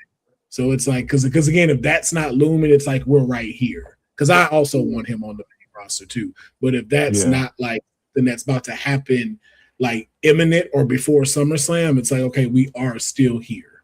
Right. Okay. Well, then if that's the case, then it's going to be a good ass match though, because Nick Nemeth is not going to be a walk in the park. No, at all. You know what? Mike to keep and retain, because this is going to make him a better contender. Being in the ring with a worker like Nick Nemeth is going to tell a great story. The thing he's cashing in, there were two of them that won that. Who was the other one that won? I think it was Frank Kazarian, right? Didn't he win? Kazarian. And he cashed in successfully, right? Like he successfully got the title off of Santana. If somebody could let me, Frank Kazarian, but he won, right, Boza? Like he beat Santana and became champ. Yeah, he cashed in around January. Yeah, I'm going with Mike. So one of them have to lose. One of them they can't both of them win the cash in. So Nick got to lose that one. And I think it's cool too because then that'll put Mike over. Yeah. So that happened Sunday, June 28th, and that'll be starting at 1:00 Pacific Standard Time for everybody. I believe. I have no idea where you can check this out at, but if you have the NordVPN, you can check it out whenever you need to. I have no idea where this is airing, but it seems like it's going to be the PLE. So many matches, so much wrestling. There's so much wrestling. But it's always good wrestling. I was explaining it on the pod. I think what was I watching? I can't remember the last one I watched. Was it Double or Nothing? I think it was Double or Nothing. And I fell asleep, woke up, and the pay-per-view was still going. And I'm like, this is crazy. Like I was asleep for like 2 hours. Yep. Hey. And then what's bad is you'll start watching it, it's like, damn, this match good. It's like, yo, come on, yo. Like you could have been into this and just been, yo, it's a good match. That was like 4 matches I missed because I fell asleep. I fell asleep. There's 4 banging ass matches too. No, I didn't fall asleep on that last one. I watched that shit from top to bottom, and I'm glad I did. See, honey, you the problem. You the problem. That's why What? Folks like you staying up. So you supposed to go with us. Like, man, I'll be falling asleep too. I'll be I'm sleeping. this bitch to 8 matches. She said, nah, son. It's not my fault. I liked a little bit of everything in each match. Like, Honey the problem. That's all I can tell you. Honey is the problem. Man. I go see. Watch how many matches we finna go through. How many matches do we got, Will?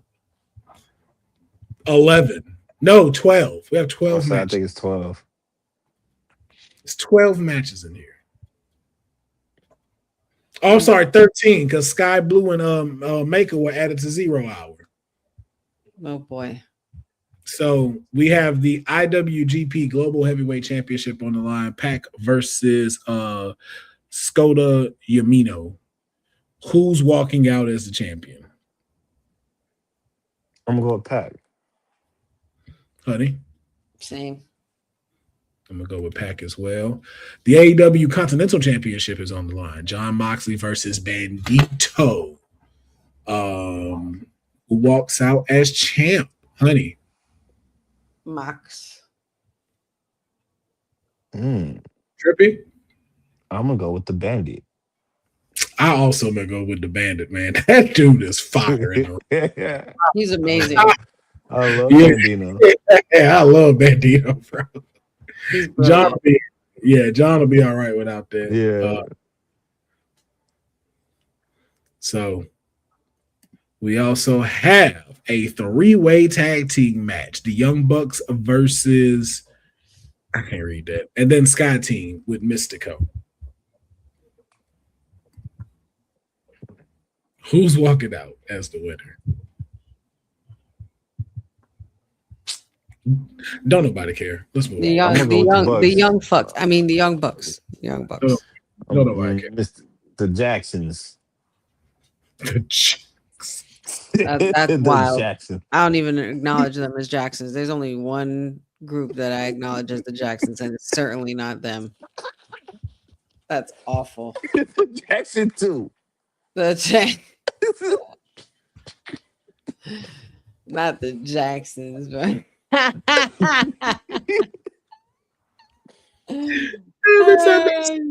every time they super kick, I'm gonna hear.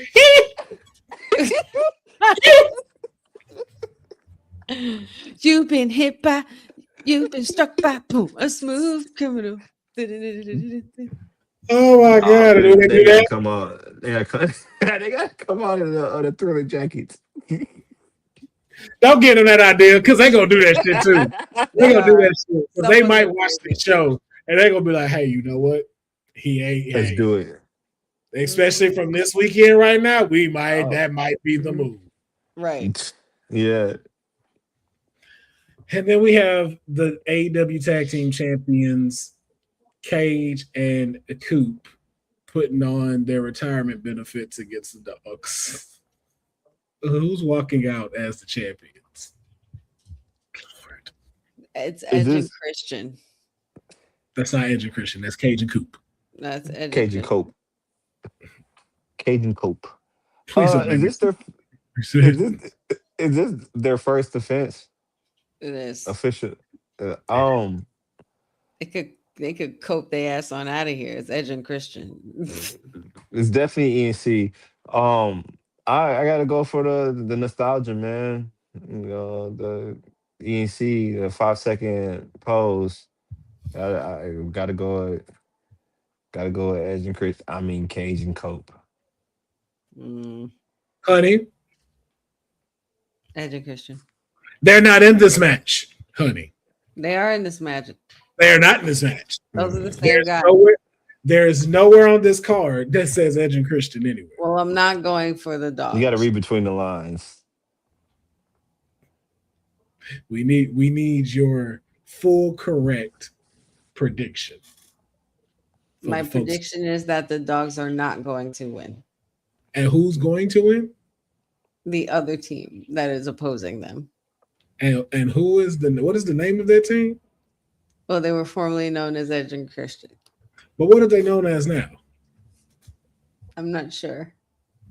It says you can see the picture right there that has the names. I just see their faces and I just see Edge and Christian. So you're word blind, is what you're saying? You can't see words on the screen?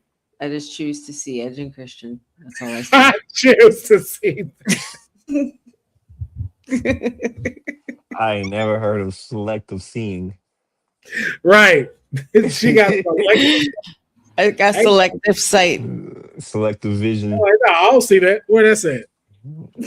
Nah. A menace. And then we got more tag team titles on the line. Divine Dominion taking on Thunder Rosa and Olympia. Hmm. Who walks out the champs? Shout out to Thunder Dominion, Rosa. Divine Dominion. That's Megan Bain in them, right? Yeah. That's what I thought. Yeah, I'm going with Divine Dominion. As Megan Bain and Statlander. No. That's Oh. I forget her name. But it was because I remember Megan Bain had another Penelope something as a tag team, but I believe she got injured, and so she had to have her fill in Penelope their Ford. match. Yeah, Penelope Ford. She got injured, and then she had her fill in for her so they could take on the tag champs at Revolution. But then they won, so now they go by this. But I can't remember her name. But she's just as tall as Megan Bain. She is a skyscraper. It's Lena Cross. Lena. That's it. Yeah, I'm gonna go with Dominion. Like Thunder Rosa is my girl, but I'm gonna go with Dominion. Yeah, man, I want Thunder Rosa and Olympia to win. They gonna give them a fight. That's gonna be. But man, them two Amazons ain't nothing to play with, and I think Lena Cross then brought something out of Megan Bain that is just ridiculous right now. I'm gonna have to go with the Dominion on this one, man. I'm sorry, Thunder Rosa. Still much love to you though. Right. They not gonna forget that fight. I know that much. They definitely not gonna forget the two of y'all. Oh, absolutely not. Then we have Kenny Omega taking on Zack Sabre Jr. This is gonna be a banger. This gonna be ridiculous. This definitely gonna be Wrestle Kingdom type vibes here. Yeah. Mm-mm-mm. Who you got?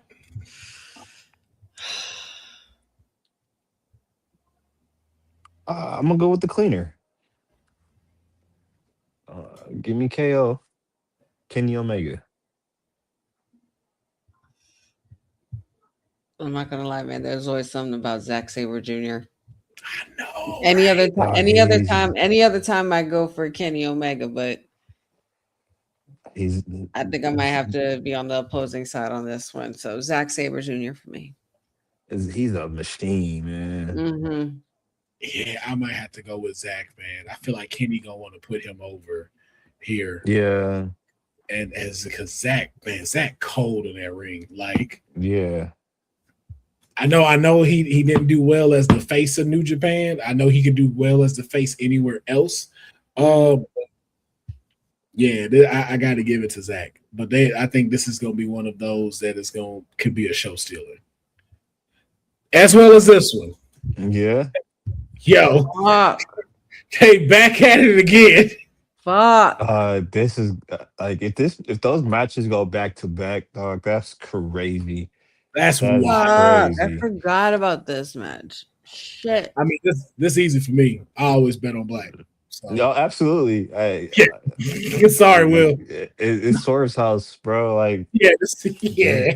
they nothing you can do with that. I mean, Will's been on a tear since returning, but like Swerve has also been on a tear for like the last 2.5 years. Exactly. Like, so the Swerve's house, it's the This house is- Swerve this- built. This is one of the matches that I've been waiting for when Osprey arrived. Like, Yeah.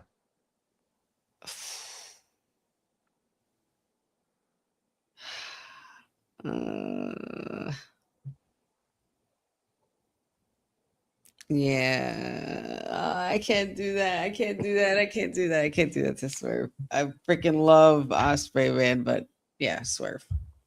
Right. Swerve. We I swerve understand. when I drive over here. Hey, again, I'd understand I'd have respected whichever one you chose because this was definitely hard, and I went completely the easy route to just be like, I'm black, so I'm going to bet on black. I definitely took the easy way out because I did not want to be in your shoes, honey, and you showed me why. So, and another one that could steal the show. The other Owen Hart finals, Mercedes Moné versus Maya World. The problem with this one, both of them need it. Yeah. And I mean, technically, Mercedes is like she's defending her title. Yeah. And she's on this comeback tour, man. Like, I will love for Maya to get put over, but I think like we need this from Mercedes, man. Like she's got to culminate this comeback tour with another title. So I'm gonna have to go with the CEO, Mercedes Moné.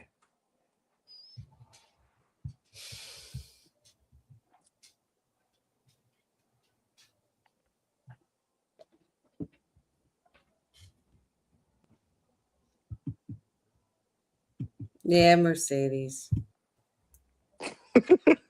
Was that hard for you to say, honey? A little bit.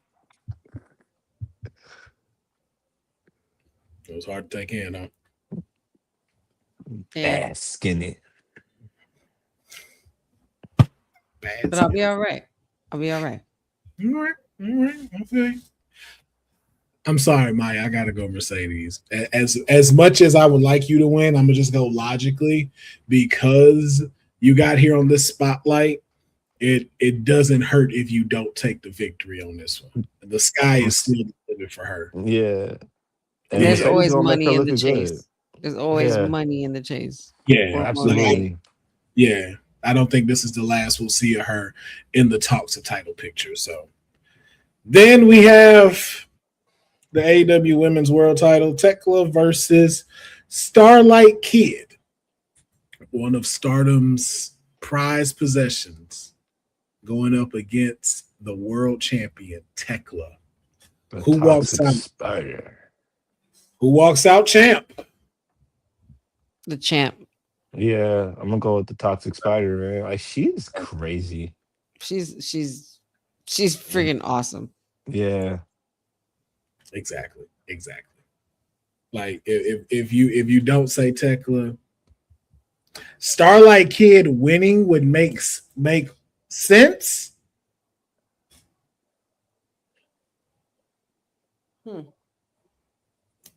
Force Tekla into Stardom. Oh, well, that's right. She did show up there. She did just show up there, like this past week. I'm not mad at that though. Yeah. But here's my question: is that big enough to wrap the AEW Women's title around going to Stardom? Not just yet. I'm asking like that. I'm not saying that it's not. I genuinely want to know. I don't think this is the moment for it. I can agree. I just don't. I don't know. I don't know who it benefits outside of Starlight Kid and Tekla and Stardom. But again, it's like you'll just have Tekla there at Stardom. So what does that do for AEW? Right.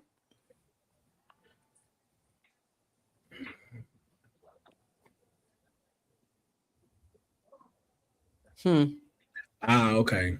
Yeah, it would make it less predictable, but they're not gonna do that. They're not gonna do that, Sindel. I gotta go with Tekla too. You know what? No, you know what this would have been? If this was the TBS championship, I'd be all for that, Sindel. I would be all for that to happen. That's different. That's different. Then that's where it's like I can see let's Starlight Kid go over, have that in Stardom, and then even have a few people go over there and face her. I just don't know. TK is ready to do that with the World Championship, especially getting ready to go back overseas and getting ready for All In. Yeah, I don't know if that quest makes the most sense right now. Then we got this big ass steel cage match for no fucking reason at all. MJF versus the Don Callis family versus the Conglomerate, Darby Allin, and Konosuke Takeshita. Can that ring even fit all of them? Why does it need to be so many men in one steel cage? That's 12 people. Is this like a War Games cage? That's insane. No, it looks like steel cage match. So I'm assuming that there's going to be people fighting in the cage, outside the cage, and the freaking crowd. It's just going to be chaotic. But I thought a steel cage match was you got to escape the cage. That's what I thought too. I mean, somebody could get badly hurt. Yeah, I think way too many bodies in there. I think the way AEW does their steel cage matches is it's a pinfall though. Oh, so it's just there? Yeah, it's just but so you can leave? I'm trying to think, have I seen people leave the cage? So it's a prop gimmick match then. Yeah, it's more so like they use the cage as a weapon type of deal. So we're gonna get a few coffin drops from the top of the cage. Yeah, we saw that, honey. We saw that poltergeist in your house. Yeah. I just wanted to make sure. We caught all of that. You might want to turn them lilies around. No, the lilies are fine. It's the wind. The wind did that to your light? Well, our wires are right here. Right. Honey got ghosts in her house. Ghosts. I don't know about ghosts. Okay. Again, you didn't see it how we just saw it. That shit looked very, very paranormal activity-ish. As long as y'all don't see anything behind me, moving, then I'm fine. But who walks away from this as the winner? This is a lot. Do I care? I don't even know if I have the mental capacity for this match. I really don't. It's gonna be a good match. Is it? I don't give a shit. There's a lot going on, Trippy. It's gonna be chaotic. It's gonna be chaotic for sure. I don't like when you're. So the thing is, matches like this work when you're there. Like when you're there, all of this looks great. But when you're watching it on a PLE, it's like it's so much to keep up with, and there's so many camera angles, and the things that you want to see, you not really seeing because they got to divide amongst each other. It's like, oh man, It's chaotic. It's a very chaotic match. I I mean, Oh, I love the Royal Rumble though, because the Royal Rumble is chaotic. What's going on? sorry, y'all. It's. I just heard Pachu. It's Pachu messing with lights. That's what it is. I, I I thought thought I thought somebody was messing with me or something was going on, and I'm just like, all right, this is not happening. yeah. What if she get up? What if she get up and pat you sleep this whole time? Knocked out. I Oh like, yo, shit. it must be disclosure day over there for Honey. They have arrived. They telling you something. I Um, don't give a fuck about this match. MJS and Don Callis, man. Fuck it. This I'm is a- like I'm- matches like this are one of the reasons why I was are one of the initial problems that I always had with the AEW initially. Like, why are there so many men in the ring? Did we This- really need this? This shit make me sleepy. Like just looking at it makes me sleepy. I Yeah. think this match is. I think it's to protect MJF. I don't think he's going to do much in the match. Let's think he's protect gonna take- MJF who's injured and put him in a steel cage match with 11 other men. Sure. Because if you work it correctly, you know, like they can protect him and he don't have to do too much. But at the same time, that's an unnecessary risk. That's your world champion. Lynette, just to keep catch you up, she's not injured because she had a match after that match happened with Sol Ruka. That happened on the weekend. She had a match Monday. She was already messing with EO and stuff like that Monday, so she good.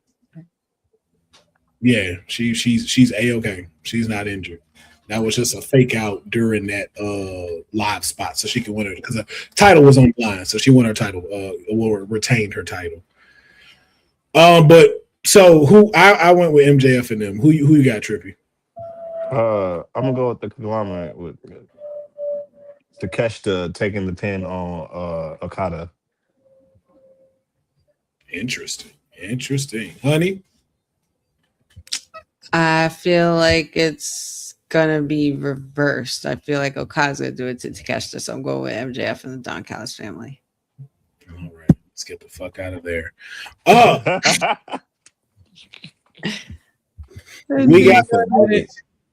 we got the Night of Champions. This one is happening Saturday, June 27th, and it is starting at 1 p.m. Eastern, 10 a.m. Pacific Standard Time.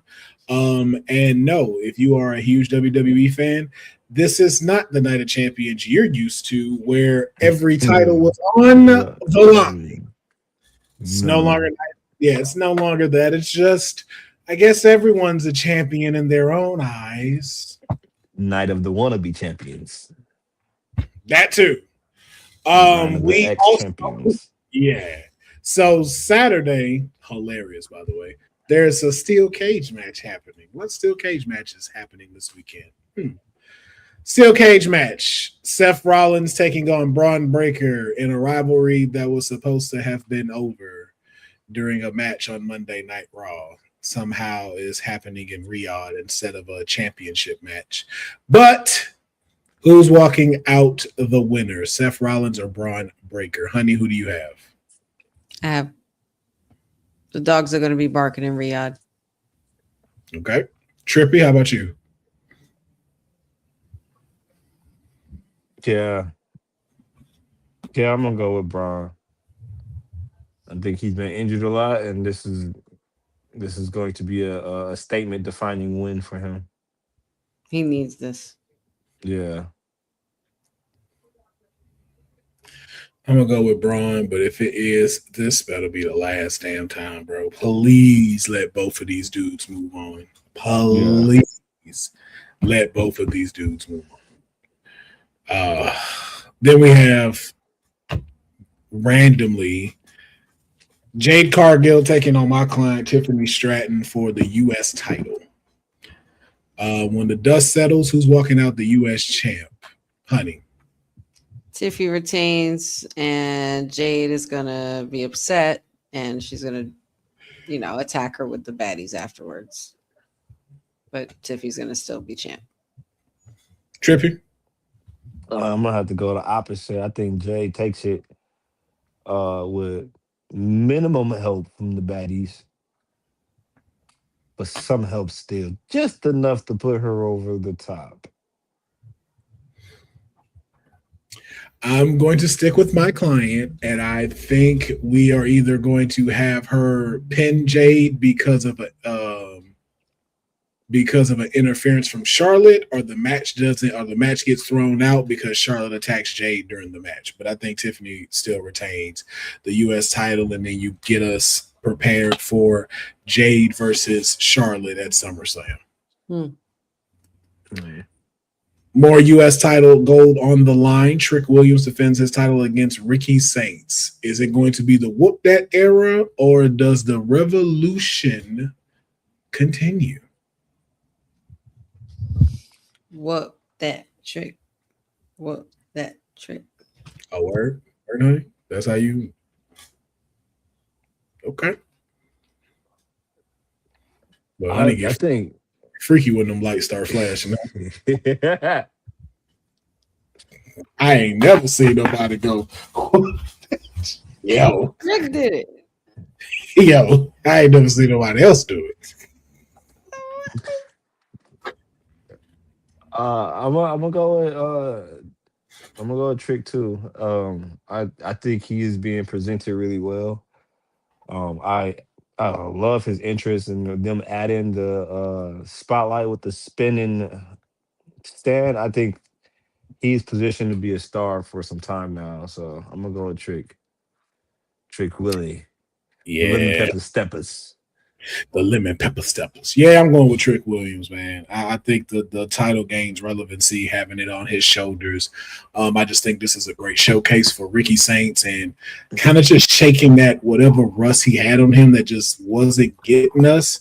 I think he's kind of been able to shake that off and get a fresh start being on here on the roster. So I just think he'll give us a good match, and I think this is a rivalry that could take us through the summer, and I hope they continue with it because I am enjoying it, and I'm enjoying it with Melo as well.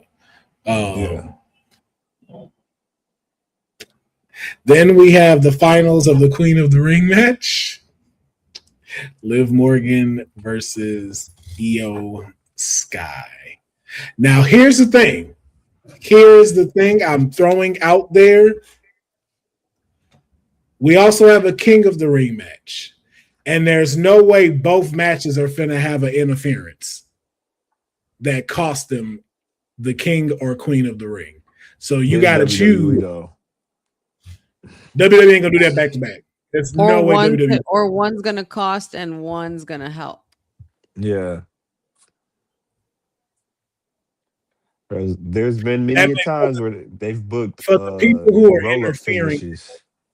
Yeah, but for the people who are gonna interfere, helping them doesn't work. So that's why I say it could only one of those matches could have a run in. Well, it ain't gonna be this one. No. So who is gonna be crowned Queen of the Ring?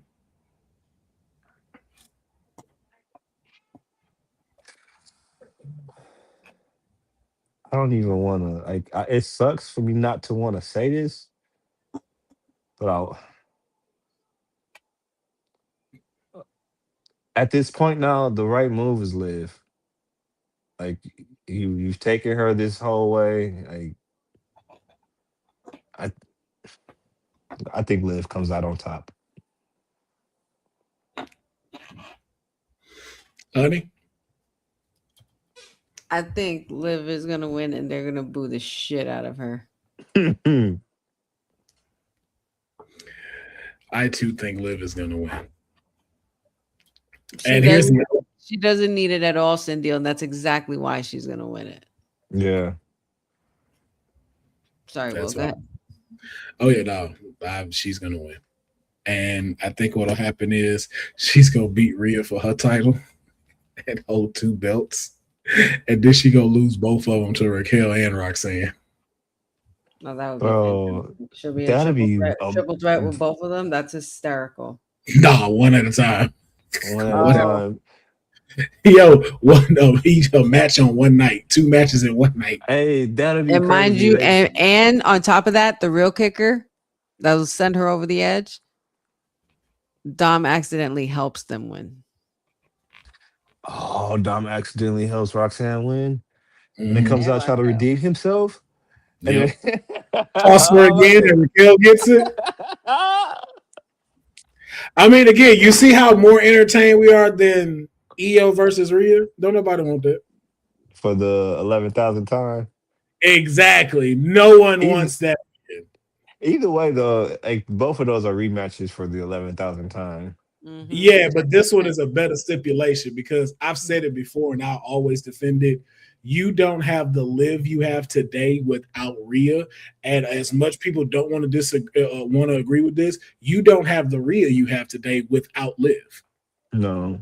They are each other's greatest nemesis. It ain't Charlotte with Rhea. It ain't Liv with Stephanie or anybody else. Those two are intertwined with each other. They are the Seth and Roman of the women's division.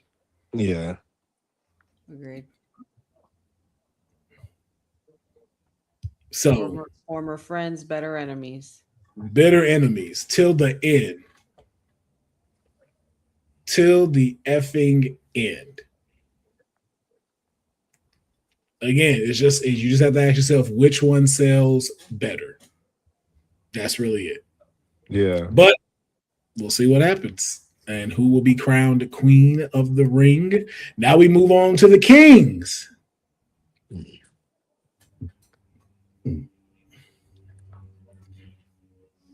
What's in deal? EO ain't on SmackDown though. She on Raw. So there's that too. So like, why would she be on SmackDown? I mean, I don't think it'd be wrong if EO went to SmackDown though. I think she'd do great on SmackDown. I mean, she's already done great on SmackDown before. It wouldn't be her first rodeo. Yeah. And if Mommy is hurt, Liv carrying both titles. It's probably best for business. Yeah, right. That's good money. Like that's good money. I mean, Boza, I'll be honest with you. Either one of these women win is lazy writing. Like that, that is very clear. If But EO the tournament was lazy writing. Yeah, very much so. But EO winning is lazy writing. Like we're seeing EO and Rhea for the 19th time. We literally had this a year straight last year. SummerSlam, Evolution, WrestleMania, and we back to it again. Okay. I'm just saying, if we want a more entertaining story out of the two things that we're getting right now, I would love to see a double champion live. But it's time for the King of the Ring. King of the Ring, Oba J, who walks out as the King of the Ring and gives their such and such 316 says. I can tell neither one of y'all want to go first.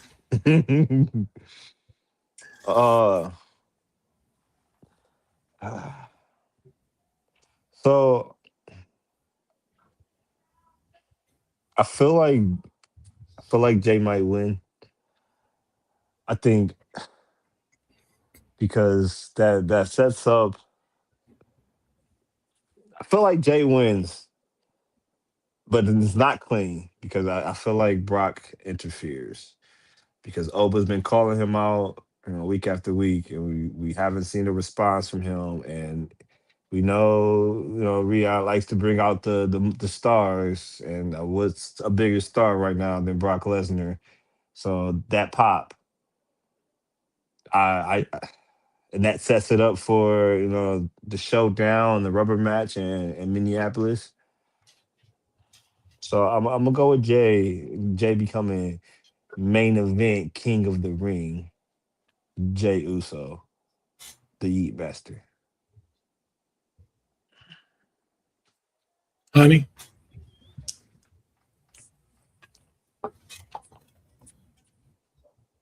the of course all roads and all things lead to it obviously looks like it's pointing to TKO leading to Jay being king of the ring.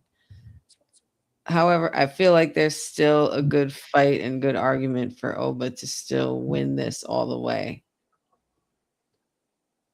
Because Oba's not phased by Jey Uso at all. And there's been a lot of things surrounding Jey Uso where he's drawing different kinds of attention in and out of the ring. And not to mention, Jay, there was only one reason why Jay is still in this tournament. And it has nothing to do with the tribal chief. It has nothing to do with Jimmy. It had everything to do with Solo. So I feel like something like that is going to backfire in Riyadh. Oba's still going to come out on top and still win King of the Ring. But that coronation celebration is going to be interrupted most likely Monday when the Beast returns. Because I believe, where are they? Are they in Atlantic City or something like that coming up? Or is that ahead? One of these Monday Night Raws coming up, and Roman's expected to be there too. But I feel like we'll get the run-in from Brock after Oba wins, either that night or the Monday after, if they do a coronation thing for the ruler. So Oba. I was like, she took us around the block. Sorry. Yeah. I still didn't figure. I was like, so who is she? I like going on this drive. Oh no, I was just saying, like, even though all roads are pointing to Jey Uso, there's different reasons as to why it could be Oba. Yeah, I just got tangled. That's on me though, not on you. That's on me. I just got a little. Which one is it then? I know I've been promoting the whole Jay thing, but I am going to never go against my client. And I don't know who said it first. I'm just going to give the credit to Honey. And if not, it might have been James over on the Faction podcast that we have on Saturdays with the professor and Lovely. But I think I want to say Honey said it. I'm going with Oba, man, because I cannot shake the thought in my head that they going to make Oba do 2 nights of SummerSlam. Beast Night 1, Championship Night 2. I did say that. Like, I think they're going to really make him run that gauntlet. And that'll be dope. And he can handle it. And he could handle that. I think Cindy, I agreed with you 2 weeks ago about him not having the belt. Yo, I think Roman out of here after SummerSlam. I think he going to promote Street Fighter, going to be gone for a little minute, and then he'll come back for Oba at a later date. But right now, I think it's the ruler's time. And you know what, too? I say that with more confidence because if he does that, he resets the entire timeline of WWE. Mm-hmm. Because now you have him at the top of the mountain, and you know what that does too? That validates Tony D'Angelo beating Oba. Because now if it happens on Raw, we can eat that a little bit better. Remember how pissed we were when Tony beat Oba? Yes. Now we can expect that to be like an upset from somebody else in there. But now it's the younger talent instead of it having to be a CM Punk or having to be a Seth Rollins. He can now focus on everybody that's on the roster right now. Right. That makes sense. Yeah. I think it's something like that happens. And also too, I'm gonna be honest. Now that I'm thinking about it, you know what make a whole lot of sense, and I'm gonna say it here. I think Jay cost Roman the title, and they beat the shit out of Roman. Oh, absolutely. That's happening hands down. It's one of two things if Jay wins. He's gonna because he's already and I feel like if he does do the Cody thing, because I feel like that's not going to happen because he said it openly with his own mouth and said, I'm coming after that title to Cody Rhodes. Like, there's no way. Like, there's no way. After all of this.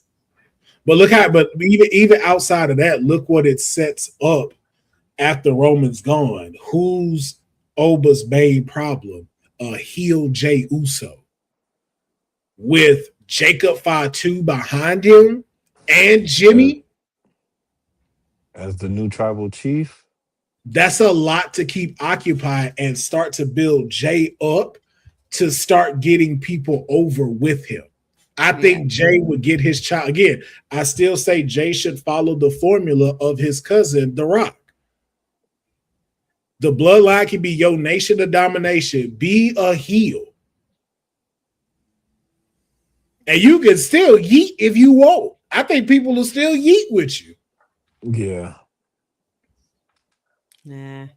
All that JR is gonna go out the window once Zilla gets here. I don't know, man. The crowd is thunderous for him still. They are. I'm gonna be honest with you. No, honey. Zilla got a lot of work to do. Zilla is incredible in the ring. He got an aura. I didn't heard Zilla on the mic. It ain't there yet. You gotta let him get his chops of being in like mainstream. But I think too, though, if you were to strap a rocket to Zilla, I don't think he'd fold. I'll say that. I don't think so either. But I don't think that's the best recommendation to do coming in. Let the crowd decide that. Like, let the crowd tell you that if the rocket is ready for him. Like, don't do it like, nah, we just gonna strap it. Like, no, let us tell you if we think that that's what it is. Because I think him having a solid NXT stint, being champion, even doing like a TNA thing, he ain't got to be there long. But I definitely would like him to make his presence, get all the accolades he can, instead of just being thrown in with his family. Like, right. I want Zilla's run to mean something. But I can definitely, like, if you let it go like how I just said, you now bring everybody up and start being able to build a division around Oba, and you start to build a division around Penta on Monday Night Raw, especially if you got Jay at the helm of the bloodline. Yeah. So I said, hey, you heard it here first. If it happened that way, I want my check. WWE, I want TKO. I want my damn check. Yeah. Yeah, they're the ones. I want my money. Oh God.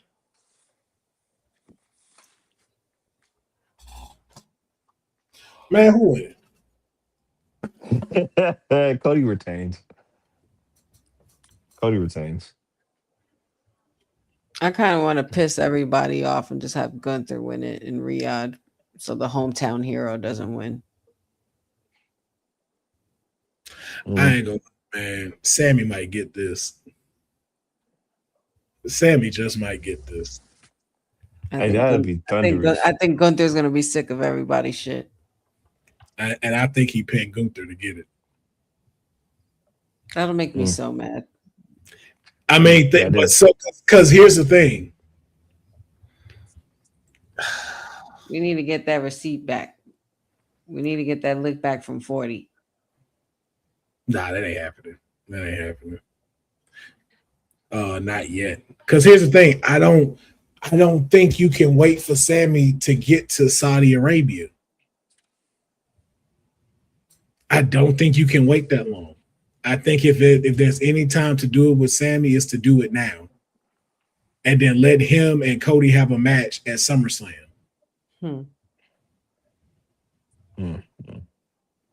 Like, because again, like we said, like we want it to be in his hometown. Like, well, not hometown, but a home country. It's right here. And especially if that's the main event.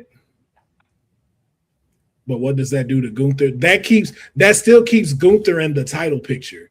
And then now Gunther Sammy has two wins over Gunther. So when Gunther now beats him in that third time when the title's on the line, You see how it works now? Mm.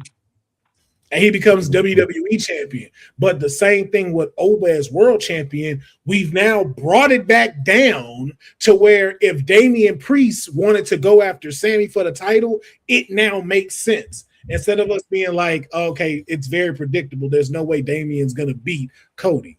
Now we have it where, hey, this is believable. I don't know who's going to walk out as champ.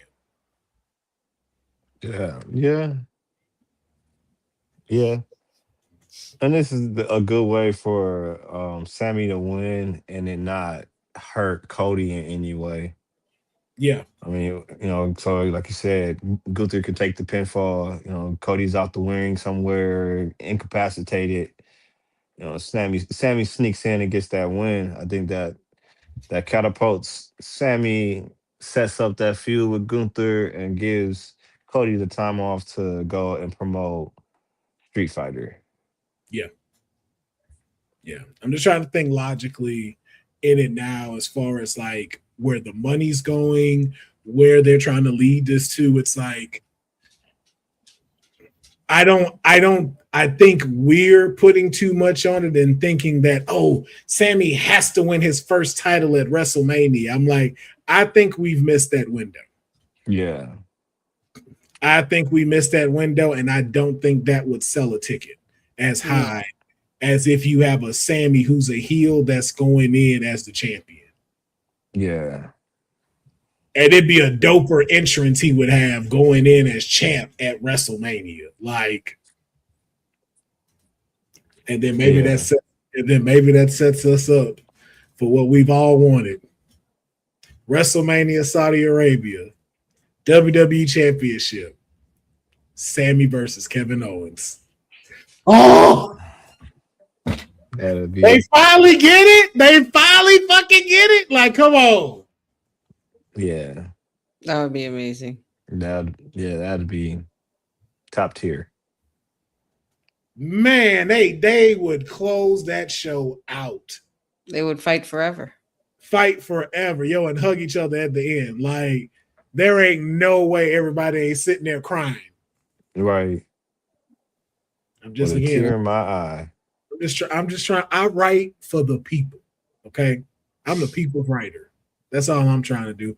I'm just trying to let y'all know what could happen and what the people in the should happen. But exactly. Out here in these streets, man. I'm trying to tell you what the IWC wants. The good ones, not right. We don't claim all of them. All right. We know it's a lot of bad apples in there. We're not talking about them. We're talking about the IWC. They got some common sense, and we know that's a dying thing like opera. So just, but we know Deonne is not here, but Deonne did give his picks for Night of Champions. He gave it for nothing else, absolutely nothing else. He had Seth going over, Trick Williams taking the win, Jade Cargill becoming the new U.S. champion, Jey Uso becoming King of the Ring, Liv Morgan becoming Queen of the Ring, and of course Cody Rhodes winning. Of course, you know who he picked. Cody Rhodes, as he goes. Cody Rhodes, man's champion. Like as if we need to ask him anymore. Like just skip those picks. I just love how he sits back every time when he says his name. Cody Rhodes. Yeah. Trippy. I'm telling you, every single time. It's like clockwork. When he say Cody Rhodes, he leans back. Or he'll lean forward and do like the man has the American flag tattooed on him. Cody Rhodes. Cody Rhodes is president. First executive order at all WrestleManias. Like call him Deonne Rhodes at this point. Deonne Rhodes is hilarious. I think though we have done it, ladies and gentlemen. We have gotten through all of the predictions. I'm not going to recap any of those. I hope y'all know that. So don't think that was. You'll see the clips when they come out. You'll see the clips. You can go back and watch it. We will have even smaller highlighted episodes of Kayfabe going over the predictions and stuff that'll be coming out this weekend. So that way, in case, you didn't think we had something. It's like, no, we would talk about it in case you didn't catch the live. But that is going to wrap up this episode of the Kayfabe Podcast. I would like to thank my special guest, Trippy, for coming in, man. It's so good to have you here talking wrestling. We'll definitely have to add you back, add you to the Kayfabe faction that Honey is probably going to break up one of these days because she is the faction killer. Damn. Don't listen to any of this, Trippy. I'll say I my first time here and you're already talking about breaking up. It's like, damn, I just got here. Like, I don't know why you would say such things. Like, to put something like that out in the universe is just heartbreaking. She just be breaking up. First New Day break up. Now everybody wake up. Yeah, it's heartbreaking, man. You know what I'm saying? She's already told me before she would what's his name? The barbershop window. She already told me she would do that. She would do that. Yeah. I believe the clip is you kicking me through the barbershop window. Yeah, but that gives even more reason why the clip. No, the clip was right. The clip I don't even know why did that? I can't remember why that clip got made. I can't even remember why. I forgot. See, that's how that clip can't count because we don't even remember why. It's a funny ass clip though, but we don't remember why it got made. It had to do with something that we probably had to do with something we disagreed upon. It was something I said or did, and you was like, "Damn." It was about the Bret Hart thing. It's always about the Bret Hart thing. It had to be the Bret Hart thing. Nah. It was something else because I do that way too much. I do that too much to you. It was something else, and I forget what it was. But it was something where it was just like, "Damn." He just Michael Jannetty me. Like, the fuck? Marty Jannetty. He's like, damn. And then they made the clip when he came up to the victim. But now there's certain tag teams and factions that she don't like in WWE that she's broken up. She was like, you know what? Break these up. Break all of this up. I don't like it. A week, 2 weeks later, they done broke up. I'm like, yo, Honey has got the gift. Let me not mess with her because she's not. It's called manifestation, and it is powerful in that household. It's been more powerful since April because they did scar me my birthday weekend by getting rid of all of my favorite people, including my favorite factions. So I claimed an energetical revenge. Listen, with great power comes great responsibility, honey. Facts. This your Uncle Ben moment. Now you spider. Now you spider, honey. Oh, hey, you know what? You should get a black and gold spider suit and dress up as that for Halloween. And then put a honey right here. Because it can look like the spider. You remember Tom Holland's first suit with the small spider? Mm-hmm. And just kind of make those, put the wings and the little black right there. Or actually make it make it a bee. Like instead of a spider. Yeah. Oh shit. You're onto something there. That would be fire. That would be fire. I can see that. Be called Spider Honey. You ain't even got to wear a mask, really. You could, though. I think you would, just so you can have the eyes and stuff. And instead of friendly neighborhood, I would be faction killing. Now, you see, you said that. I was completely off of that. I was like, your friendly neighborhood Jersey Spider Honey, but she was like, I'm killing facts. See, she admitted. She just admitted it. Trippy. Well, you forget I wasn't in Jersey first. I was in the Bronx before I was in Jersey, so that's where that comes from, I guess. Oh, okay. I mean, she ain't nothing wrong with you being that's actually cool. We don't have to talk about that. But ladies and gentlemen, thank you again for checking out the Kayfabe Podcast. Be sure to subscribe to the channels, comment in the videos as well. We also have a video on demand of every Kayfabe episode that goes live, so you can be able to check it out and share it. But we appreciate each and every single one of y'all for checking this episode out. Remember, it is 7 days worth of wrestling. Please watch it in moderations. Stay hydrated. Eat some good snacks, also have a good time, but make sure that you support wrestling this weekend because it is an incredible time to be a wrestler, as Trippy said at the beginning of the episode. And words could not be more truer right now as we end this episode. So until next time, we will catch you. And Deonne should be back. Hopefully. We don't know where he is. Maybe. Who knows? Whatever. Might bring Trippy back again and just be like, that's Trippy Deonne now.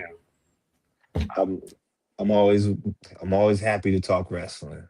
Yeah, it'll just be Trippy. It's just be Trippy. We wouldn't do that to you. It'd just be Trippy. No, We would never disrespect your identity like that. You are the one and only, sir. I appreciate that. Yeah, we would definitely do it to Deonne. We would definitely do it to Deonne. Absolutely do it to Deonne. Absolutely do it to Deonne. No problem. Hands down. Hands down. Without any type of thought. Like, if it was a button, they're like, they didn't finish telling you what was done. Button. Should I do it again? Should I press it?